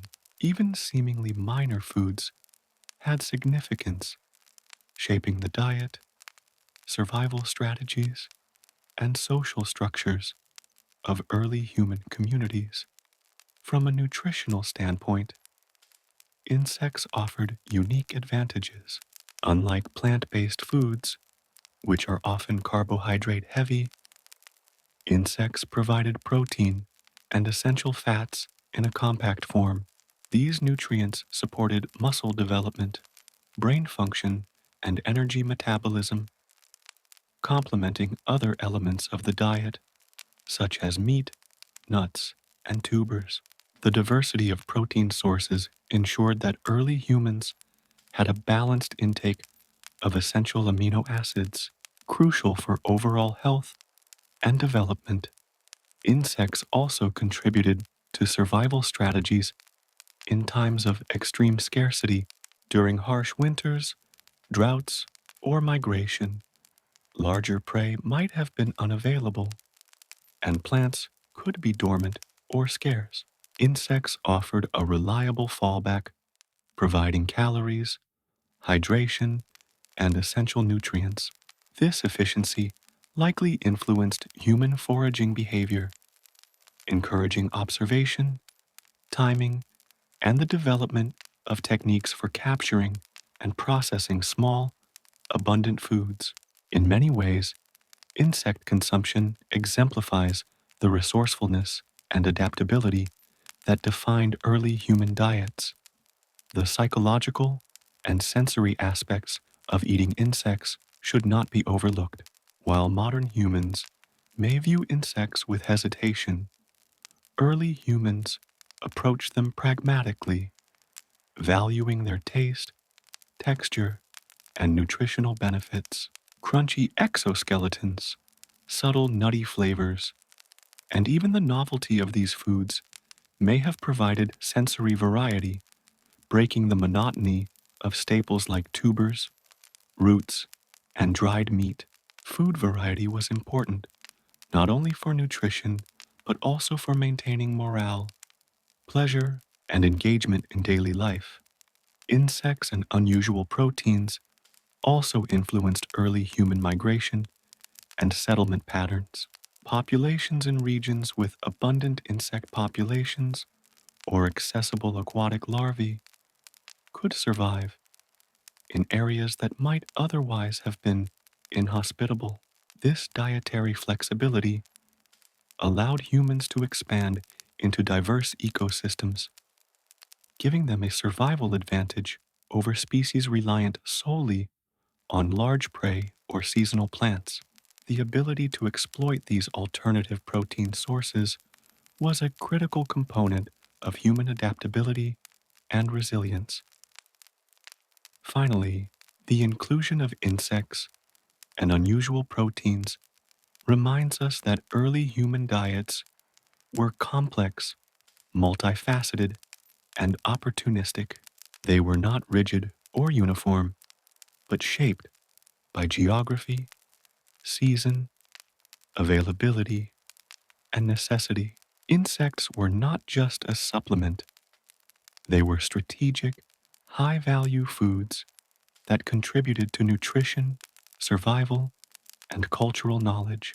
Their consumption reflects early humans' intelligence, resourcefulness, and adaptability, illustrating how every edible resource, no matter how unconventional, was recognized, utilized, and valued. In conclusion, insects and unusual proteins were essential elements of the prehistoric diet. Rich in protein, fat, and micronutrients, they provided calories, energy, and sustenance in times of scarcity. They required knowledge, skill, and adaptability to gather, prepare, and consume, reinforcing social cohesion, teaching, and cultural practices.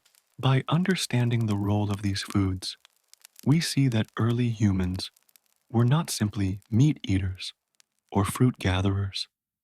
They were versatile, intelligent, and highly resourceful, capable of exploiting every ecological niche to survive and thrive. The forgotten proteins of the insect world were quietly indispensable, shaping the resilience, nutrition, and evolution of our ancestors. Among the many foods early humans consumed, honey stands out as a natural treasure, sweet, energy dense, and remarkably versatile. Honey was not only a source of immediate calories, but also a food with medicinal, social, and even spiritual significance. Understanding how cavemen valued and utilized honey provides a fascinating window into their ingenuity, resourcefulness, and evolving relationship with the natural world.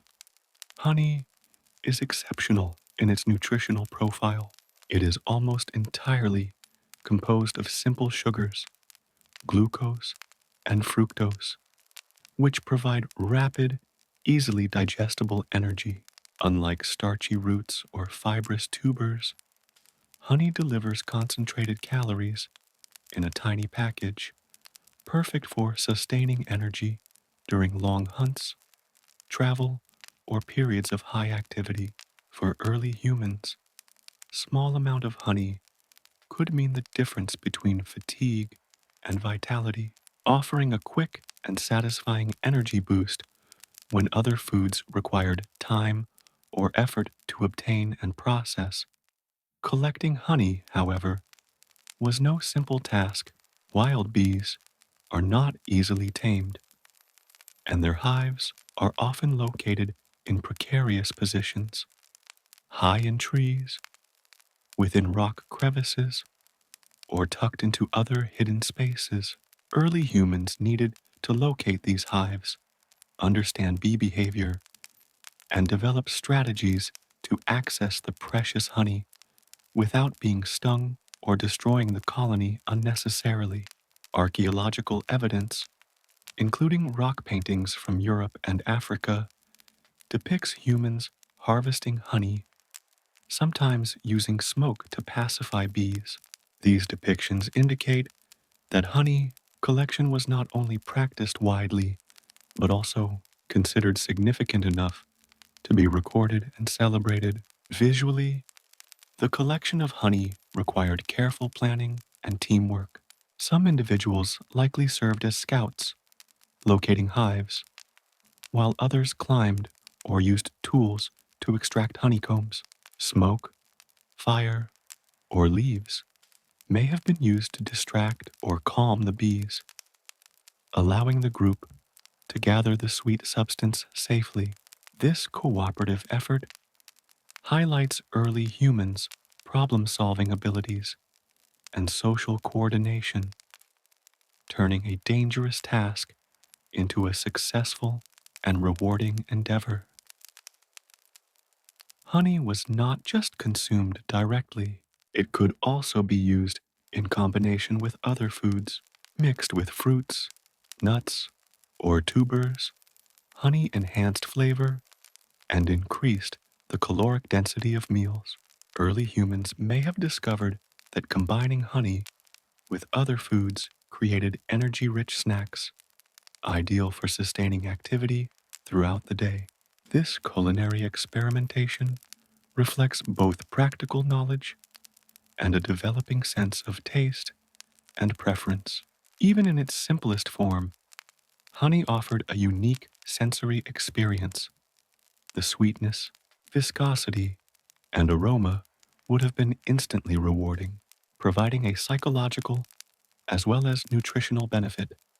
Beyond its immediate caloric value, honey has remarkable preservative qualities.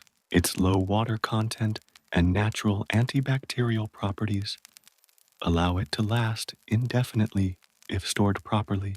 This durability made honey a strategic resource. Unlike meat or fruits, which spoil quickly, honey could be collected, stored, and used later, providing a reliable food source during lean seasons. Early humans' awareness of this property demonstrates their observation skills and ability to exploit natural resources for long-term survival. Honey also offered medicinal benefits. It possesses antibacterial and anti-inflammatory properties, making it useful for treating wounds, soothing sore throats, or addressing gastrointestinal issues. While early humans may not have understood the chemical mechanisms, they likely observed its healing effects and integrated honey into both diet and traditional medicine. The dual role of honey as food and medicine elevated its importance beyond mere sustenance, intertwining nutrition, health, and survival strategies. The collection and consumption of honey may also have had cultural and social significance. Given the danger and skill involved in obtaining it, honey could have been considered a prized food, shared during communal meals, rituals, or celebrations. Those who were skilled at finding hives and extracting honey safely may have gained prestige or social influence within the group. In this way, honey was more than food. It was a symbol of knowledge, courage, and resourcefulness. Interestingly, honey may have also influenced early human psychology and cognition. Its intense sweetness would have triggered reward centers in the brain, reinforcing foraging behaviors and encouraging exploration and risk-taking. The pleasure derived from honey may have supported memory, learning, and problem-solving, as humans associated effort and skill with a tangible, rewarding outcome. In other words, honey didn't just feed the body, it also trained the mind. Honey's ecological significance is equally fascinating. By targeting beehives, early humans interacted directly with pollinators and plants, likely learning more about seasonal cycles, floral resources, and animal behavior. This interaction deepened their understanding of ecosystems and may have indirectly influenced plant selection and management practices, laying the groundwork for later domestication and agriculture. Honey collection represents an early example of humans manipulating their environment to secure high-value resources. Moreover, honey was remarkably versatile in its use. It could be eaten immediately, stored for later, mixed with other foods, or used as a sweetener in primitive recipes. Some evidence suggests that early humans may have used honey in fermentation processes, possibly producing early forms of alcoholic beverages or medicinal mixtures. While speculative, these possibilities underscore the ingenuity and creativity of our ancestors in maximizing the potential of a single natural resource. Regional variation influenced honey use as well. In temperate forests, bees were abundant and hives accessible in trees or rocky areas. In arid or tropical regions, different species of bees and other pollinators provided honey in various forms. Early humans adapted their collection techniques accordingly, demonstrating flexibility, observation, and problem solving. This ability to tailor strategies to local conditions highlights the remarkable adaptability that allowed humans to thrive in diverse environments. Finally, when considering what cavemen loved to eat, honey likely held a special place. Its sweetness, energy density, medicinal properties, and cultural significance set it apart from other foods. While meat and tubers provided sustenance, honey provided both pleasure and practical advantage. It was a high-value reward for risk-taking and skill, a portable energy source, and a tool for maintaining health. Its rarity and sweetness likely made it one of the most coveted treats in the prehistoric diet. In conclusion, honey was more than just a sweet treat. It was a multifaceted resource that fed the body, healed the body, and nurtured the mind. Its energy density supported survival, its flavor provided pleasure, its preservative qualities allowed strategic storage, and its collection fostered cooperation, skill, and cultural knowledge. Nature's sweet gift offered early humans both sustenance and delight, leaving a legacy that continues to resonate in human diets and culinary culture today. For our caveman ancestors, honey was a rare, treasured food, a delicious, life-sustaining reward that symbolized ingenuity, courage, and the deep connection between humans and the natural world. While hunting large land mammals and gathering fruits, nuts, and tubers were central to cavemen's diets, aquatic resources played an equally vital role in the survival of early humans. Fish and other aquatic organisms offered high-quality protein, essential fatty acids, and micronutrients that were sometimes difficult to obtain from terrestrial foods. Exploring the role of fish and aquatic resources reveals the ingenuity, adaptability, and dietary sophistication of early humans, particularly in coastal and riverine environments. Fish are nutritionally remarkable. They are rich in protein, low in carbohydrates, and provide omega-3 fatty acids, which support brain development, cardiovascular health, and anti-inflammatory processes. These nutrients were particularly important in environments where other sources of fat or protein were scarce. Early humans who had access to rivers, lakes, or coastal waters could supplement their diets with fish, mollusks, and crustaceans, balancing the caloric and nutrient profile of their meals and ensuring long-term health. Catching fish required skill, observation, and innovation. Early humans likely relied on a combination of techniques, including spears, nets, traps, and hand collection. Spear fishing involved carefully selecting shallow waters, anticipating fish movements, and delivering precise thrusts, a process demanding dexterity and patience. Nets and traps may have been made from plant fibers, vines, or sinew, allowing humans to capture multiple fish at once. Even hand collection, often practiced during low tide or in small streams, required intimate knowledge of fish behavior and habitat.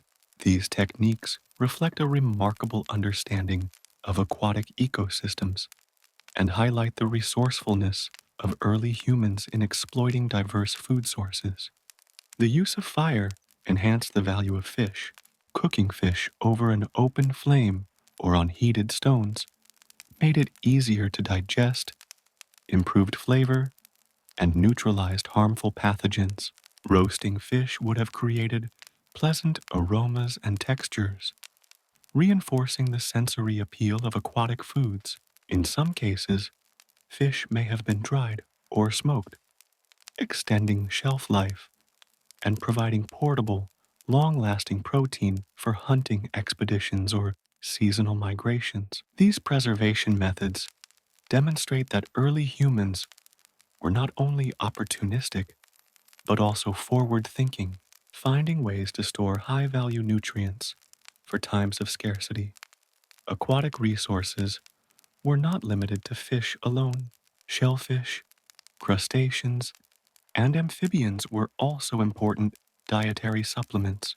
Mussels, clams, and other mollusks offered protein, minerals, and easily digestible energy, often requiring minimal effort to harvest.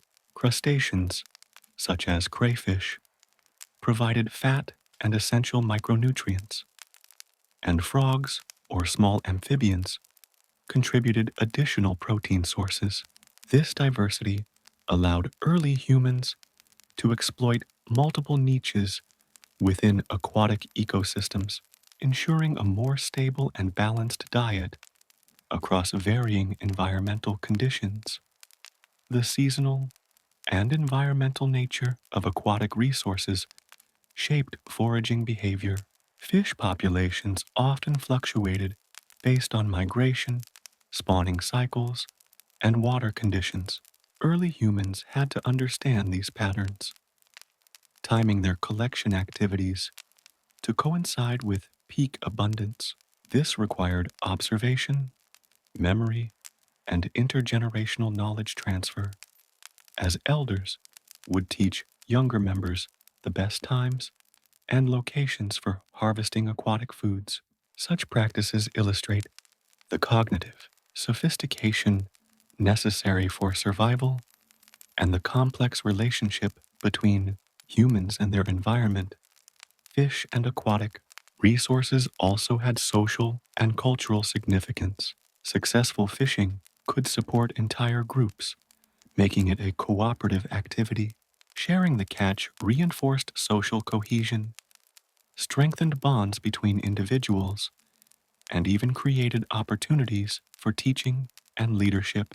In some cases, large catches may have been celebrated or accompanied by rituals, highlighting the intersection of nutrition, social structure, and cultural practice. Aquatic foods were not merely survival staples, they were part of a broader cultural and communal experience. In addition to nutrition and culture, the consumption of aquatic foods likely influenced human evolution. Omega-3 fatty acids, abundant in fish, are essential for brain development.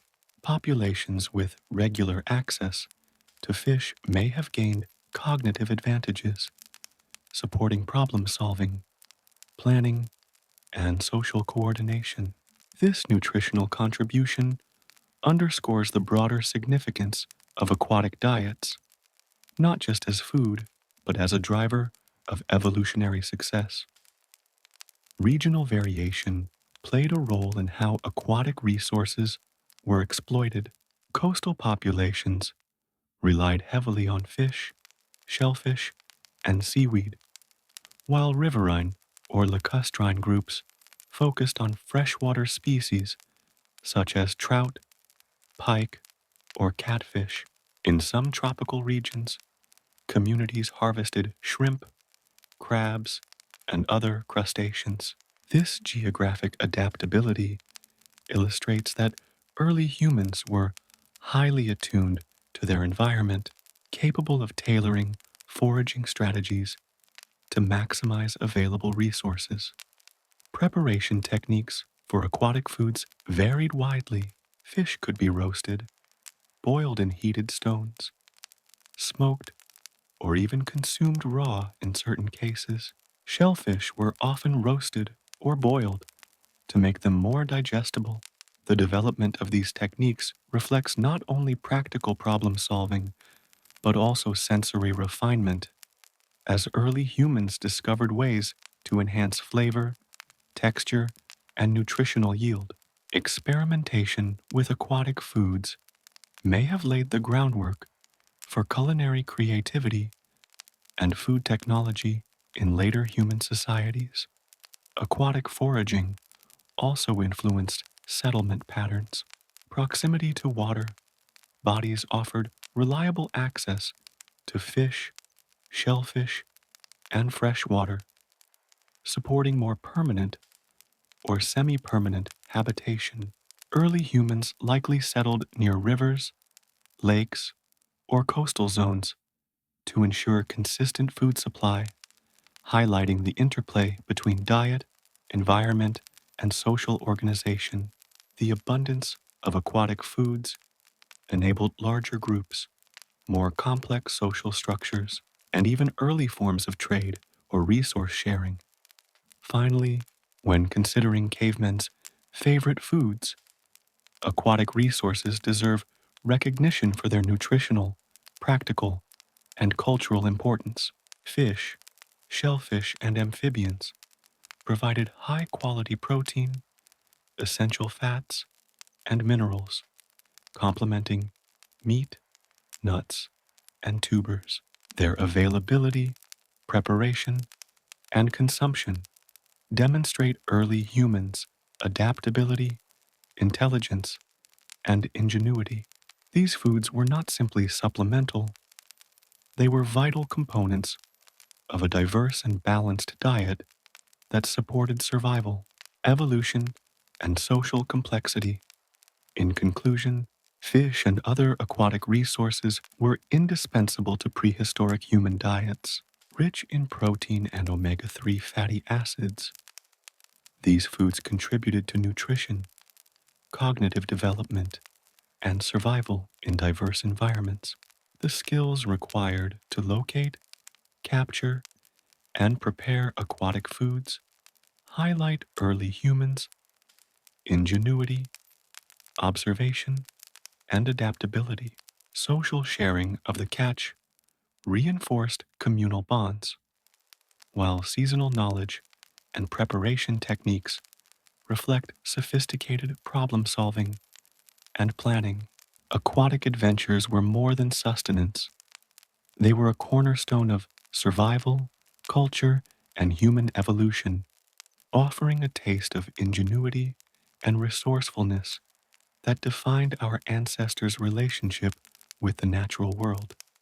In the fascinating world of prehistoric diets, eggs were one of nature's simplest yet most powerful food sources, from bird eggs nestled in trees and on the ground to reptile eggs hidden in burrows. These nutrient packed orbs offered early humans a concentrated, easily digestible source of protein, fat, and essential vitamins. Exploring the role of eggs in the diet of cavemen reveals not only their nutritional value, but also the ingenuity, risk taking, and knowledge required to locate, harvest, and consume them safely. Eggs are, in many ways, a perfect food. They provide high quality protein, essential amino acids, healthy fats, vitamins such as A, D, E, and B12, and minerals including iron, selenium, and phosphorus. For early humans, this made eggs a compact, high value nutritional resource. A single egg could supply energy and nutrients that rivaled a larger portion of meat, while requiring significantly less effort to catch or process. In addition, eggs are highly digestible, providing quick, accessible nourishment that could sustain activity during hunting, gathering, or long migrations. Finding eggs, however, was not as simple as spotting them. Birds, reptiles, and other egg laying species often hid their eggs carefully to avoid predation. Early humans needed keen observation, patience, and an understanding of animal behavior to locate these hidden treasures. Knowing where certain species nested, how to avoid scaring off adult animals, and when eggs were safe to collect were all critical survival skills. Misjudging timing or approach could result in wasted effort or even injury, particularly when dealing with protective parent animals. Egg collection was both a solitary and communal endeavor. In some cases, individuals may have scouted for nests and returned to share the bounty, reinforcing social bonds and cooperative behavior. In other instances, small groups may have worked together, using simple tools or leaves to extract eggs from difficult to reach places. This collective approach required coordination, communication, and trust, highlighting how even small scale food gathering contributed to social cohesion and cultural practices in early human societies. Preparation of eggs was also significant. While some eggs could be eaten raw, cooking with fire improved digestibility, taste, and safety. Roasting eggs in embers or boiling them in heated water or clay containers neutralized potential pathogens and enhanced flavor, creating a more enjoyable and sustainable meal. The use of fire in egg preparation reflects the broader theme of early humans leveraging technology to maximize nutritional gain, showing ingenuity in both dietary practice and problem solving. Eggs provided flexibility and variety in the prehistoric diet. They could be eaten alone for quick energy or incorporated into mixed meals with tubers, nuts, berries, or meat. This versatility made them highly desirable, especially during periods when other protein sources were scarce or difficult to obtain. Eggs were lightweight, portable, and relatively easy to store for short periods. allowing early humans to carry them as emergency rations during long journeys or hunts. The nutritional benefits of eggs extend beyond protein and fat. Choline, a nutrient critical for brain development and function, is abundant in eggs. Vitamin D, which supports bone health, and selenium, important for immune function, are also concentrated in eggs for early humans navigating harsh environments. These nutrients were essential for maintaining health, supporting cognitive development, and ensuring physical resilience. In this sense, eggs were not just convenient, they were highly functional, contributing to the long-term survival and adaptability of human populations. Eggs also carried cultural and social significance. Discovering and successfully harvesting a clutch of eggs may have been cause for celebration or even ritual. Those skilled at finding and gathering eggs could gain respect or prestige within their community, and the sharing of eggs reinforced trust and reciprocity. This social dimension underscores that food, even small items like eggs, played a role in shaping relationships, teaching knowledge, and fostering cooperation within groups. Interestingly, eggs may have encouraged early humans to explore new habitats and expand their foraging strategies. Locating nests often required venturing into forests, cliffs, wetlands, or riverbanks, environments that might otherwise have been avoided. By seeking eggs, humans developed spatial awareness, risk assessment skills, and knowledge of diverse ecosystems.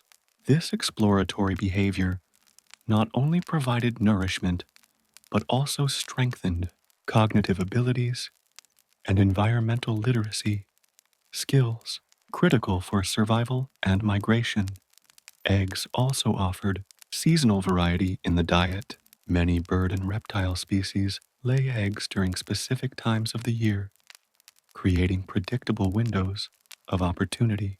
Early humans who tracked these cycles could plan for periods of high protein availability, coordinating hunting and gathering efforts to coincide with egg abundance. This seasonally informed strategy reflects advanced observation, planning, and resource management, illustrating the sophistication of prehistoric food systems. Beyond nutrition and social roles, eggs may have had symbolic or ritual significance. The round shape, life potential, and rarity of certain eggs could have imbued them with cultural meaning. Rock art and archaeological findings suggest that eggs were sometimes depicted or used in symbolic contexts, hinting at an appreciation for the life they contained and their broader connection to the environment. This interplay of sustenance and symbolism highlights the depth of early human engagement with the natural world. In conclusion, eggs were nature's protein capsules, offering concentrated nutrition, versatility, and reliability. They provided high quality protein, essential fats, vitamins, and minerals, supporting physical and cognitive development. Gathering eggs required skill, observation, and sometimes cooperation, reinforcing social bonds and cultural knowledge. Preparation techniques improved digestibility and safety, while their portability and seasonality added strategic value to the diet. Eggs were not merely a supplement, they were a cornerstone of survival, a source of pleasure, and a driver of exploration, ingenuity, and social cohesion. For early humans, eggs represented more than nourishment. They were a triumph of knowledge, observation, and adaptability. From forest nests to riverbanks, These small treasures sustained life, fostered learning, and contributed to the evolution of human intelligence. In the broader context of the prehistoric diet, eggs remind us that survival was not solely about hunting large game, but about recognizing, valuing, and exploiting every resource the natural world offered, no matter how humble it might appear. While meat, tubers, and fruits formed the bulk of the prehistoric human diet, evidence suggests that early humans may have begun experimenting with milk and dairy in certain contexts, though the widespread domestication of animals would come much later. Interactions with milk from wild animals and the occasional experimentation with dairy products reveal fascinating insights into the curiosity, adaptability, and nutritional exploration of early humans. Understanding milk's potential role in the diet highlights both innovation and the gradual evolution of food culture in human history. Milk is a nutritionally dense fluid, rich in proteins, fats, lactose, vitamins, and minerals such as calcium and phosphorus.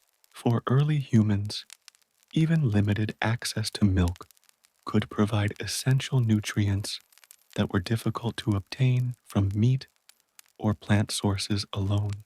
Calcium, for example, supports bone development and structural integrity, while protein and fat contribute to energy and tissue repair. The combination of easily digestible nutrients and hydration made milk a highly valuable resource whenever it could be obtained. Accessing milk in prehistoric contexts was rare and challenging, unlike modern times, where domesticated cows, goats, or sheep are readily available. Early humans would have had to rely on wild animals, observing lactating females, understanding their behavior, and devising safe methods to extract milk would have required patience, careful timing, and ingenuity.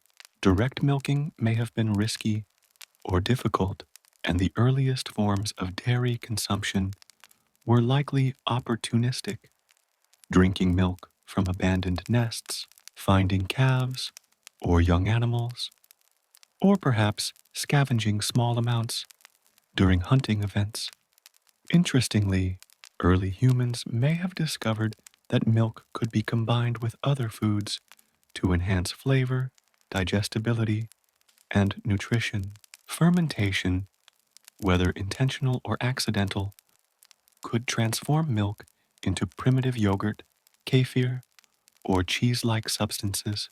Fermentation reduces lactose content, making milk more digestible for adults who may have been lactose intolerant, while simultaneously preserving it for longer periods. This practice would have extended the utility of milk and allowed for experimentation in taste, texture, and nutrient availability. The idea that early humans tinkered with fermentation reflects cognitive flexibility, experimentation, and the beginnings of culinary innovation. Milk and dairy provided both immediate and long-term nutritional benefits. Beyond protein and fat, milk contains essential vitamins such as B12 and riboflavin, which support metabolism and neurological function. Minerals like calcium and phosphorus strengthen bones and teeth, vital for early humans facing physically demanding lives. Even small amounts of milk would have supplemented daily diets, offering critical nutrients during periods when meat, nuts, fruits, or tubers were scarce.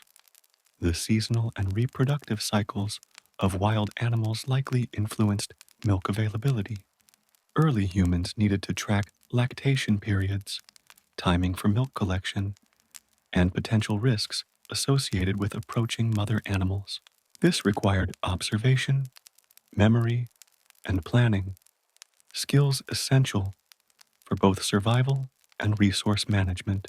Over time, the knowledge gained from interacting with wild animals may have laid the groundwork for domestication and more systematic dairy exploitation.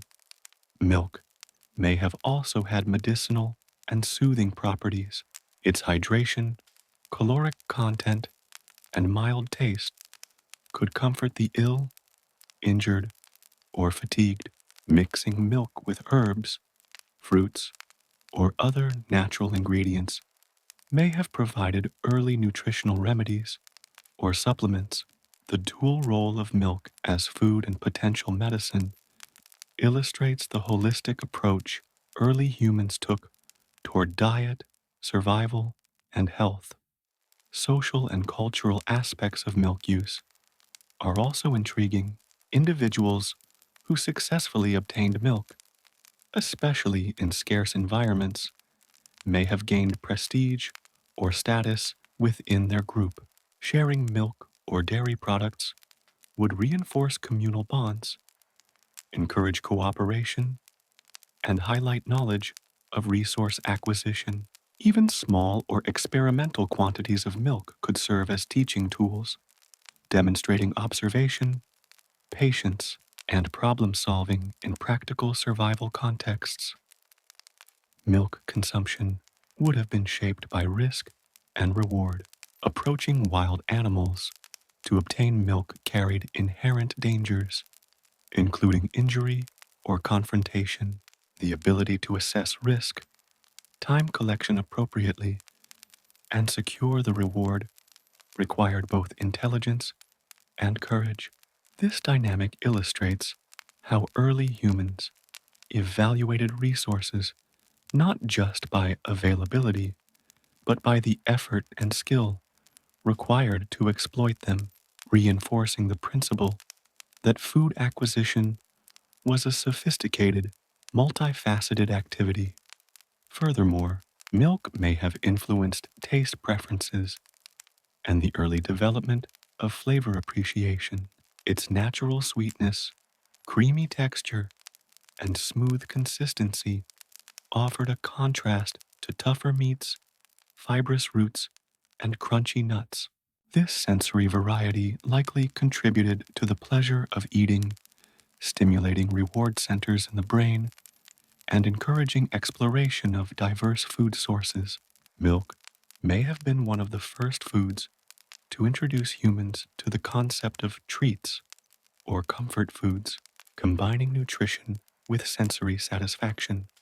From an evolutionary perspective, interactions with milk foreshadowed later adaptations such as lactase persistence, the ability of some human populations to digest lactose into adulthood.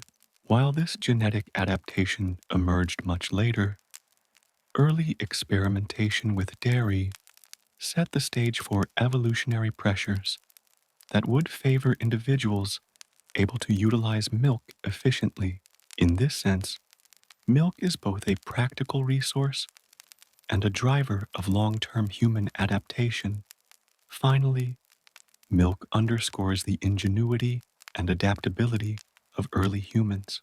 Despite its limited availability and the risks associated with obtaining it, humans recognized its nutritional value, experimented with preparation and preservation methods, and integrated it into a broader, balanced diet. Milk was more than a temporary novelty. It represents an early example of humans extending their resourcefulness, observing natural cycles, and innovating with available food sources. In conclusion, milk and early dairy experiments reveal the curiosity, intelligence, and adaptability of prehistoric humans. Nutritionally dense, versatile, and potentially medicinal, milk provided protein, fats, vitamins, and minerals that complemented the broader diet. Obtaining milk required skill, observation, and risk assessment, reinforcing social bonds and encouraging knowledge transfer. Its sensory qualities and potential for fermentation reflected early experimentation with flavor and preservation. Milk may have been rare and opportunistic, but its inclusion in the prehistoric diet highlights the sophistication of early humans in maximizing every available resource for survival, nutrition, and cultural development. For early humans, milk was more than sustenance. It was a glimpse into innovation, an exploration of taste, and a precursor to practices that would shape human civilization for millennia. It reminds us that the prehistoric diet was dynamic, resourceful, and ever adaptable, driven by curiosity, observation, and the constant pursuit of survival and nourishment. Seeds and wild grains were a subtle yet indispensable part of the prehistoric human diet. While not as calorie dense as meat or nuts, they provided essential nutrients, variety, and fiber. Early humans likely collected wild grasses, millet, and other edible seeds, often grinding them with stones to create rudimentary pastes or porridges.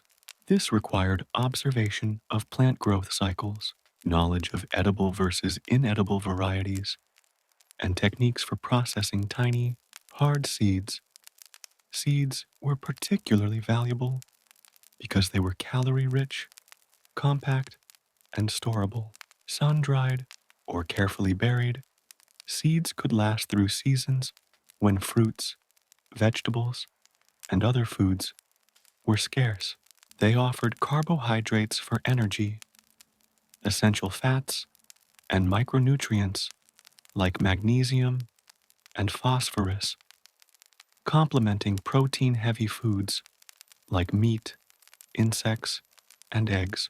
For early humans, combining seeds with other foods created balanced meals, enhancing both nutrition and satiety. The act of harvesting and processing seeds also fostered cooperation and planning.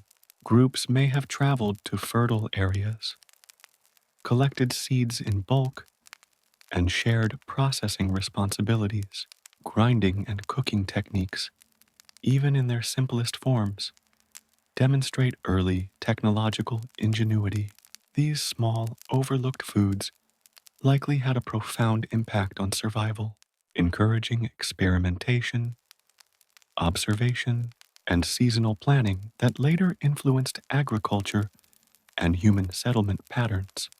Fats were essential in the prehistoric diet, providing concentrated energy, supporting brain function, and aiding nutrient absorption. Animal fats from meat, marrow, and fish offered high-calorie sustenance, while plant oils from nuts, seeds, and certain fruits provided essential fatty acids.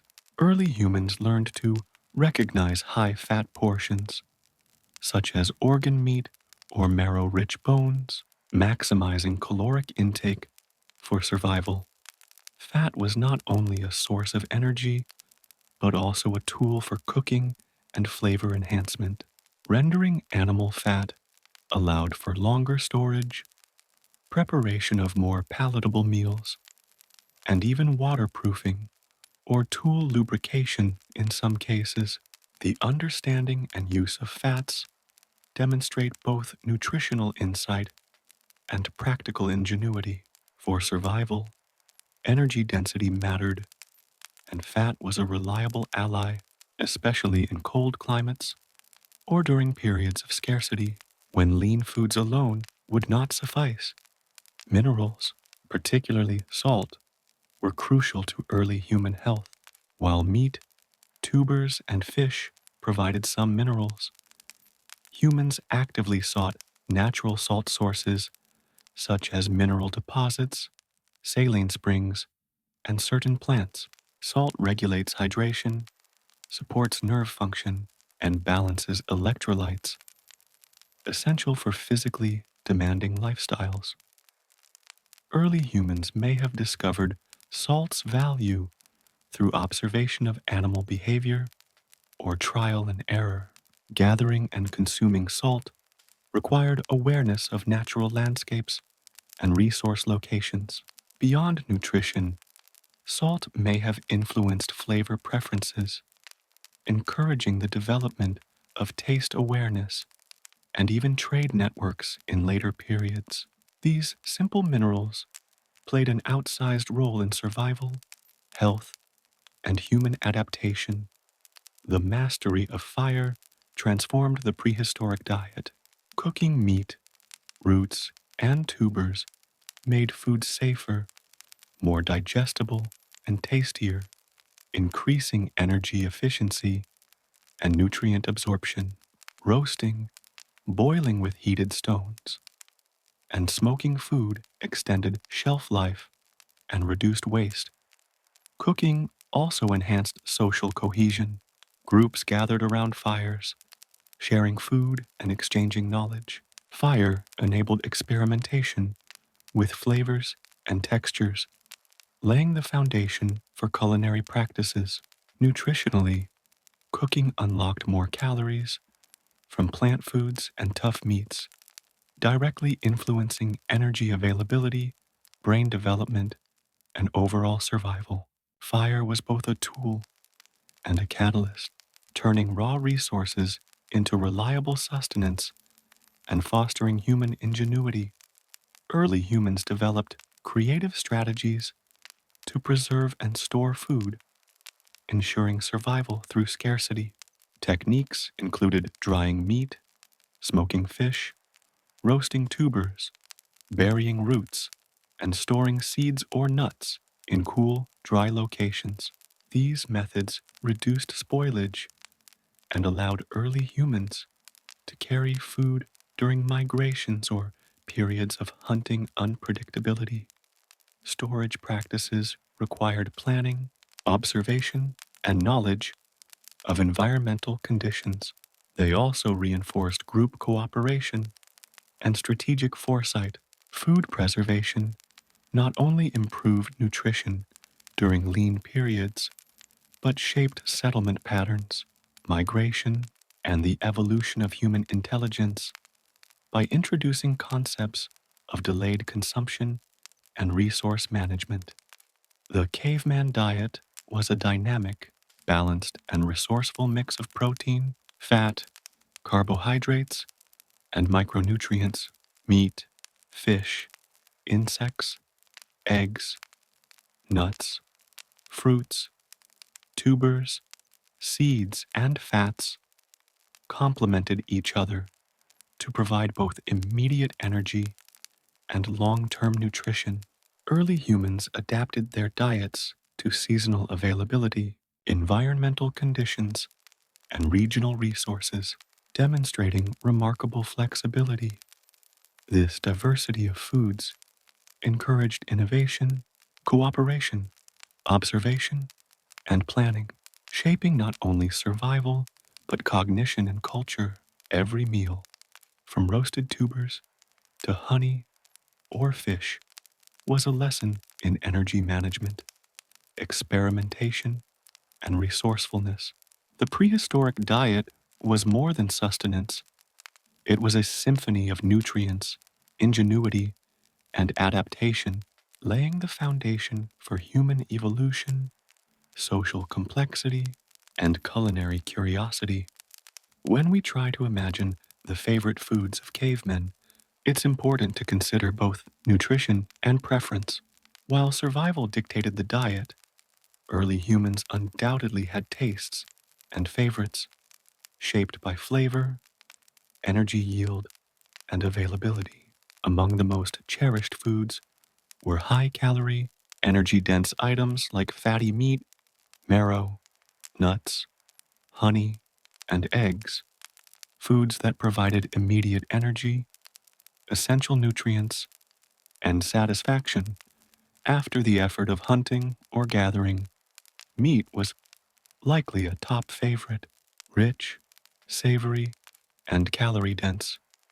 Meat provided protein for muscle repair and fat for sustained energy.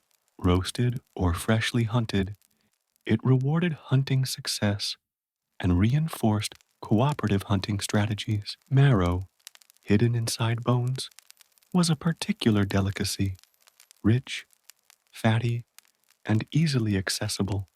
Once the bone was cracked, it required effort to obtain, which may have made it even more prized. Honey stood out as a natural treat.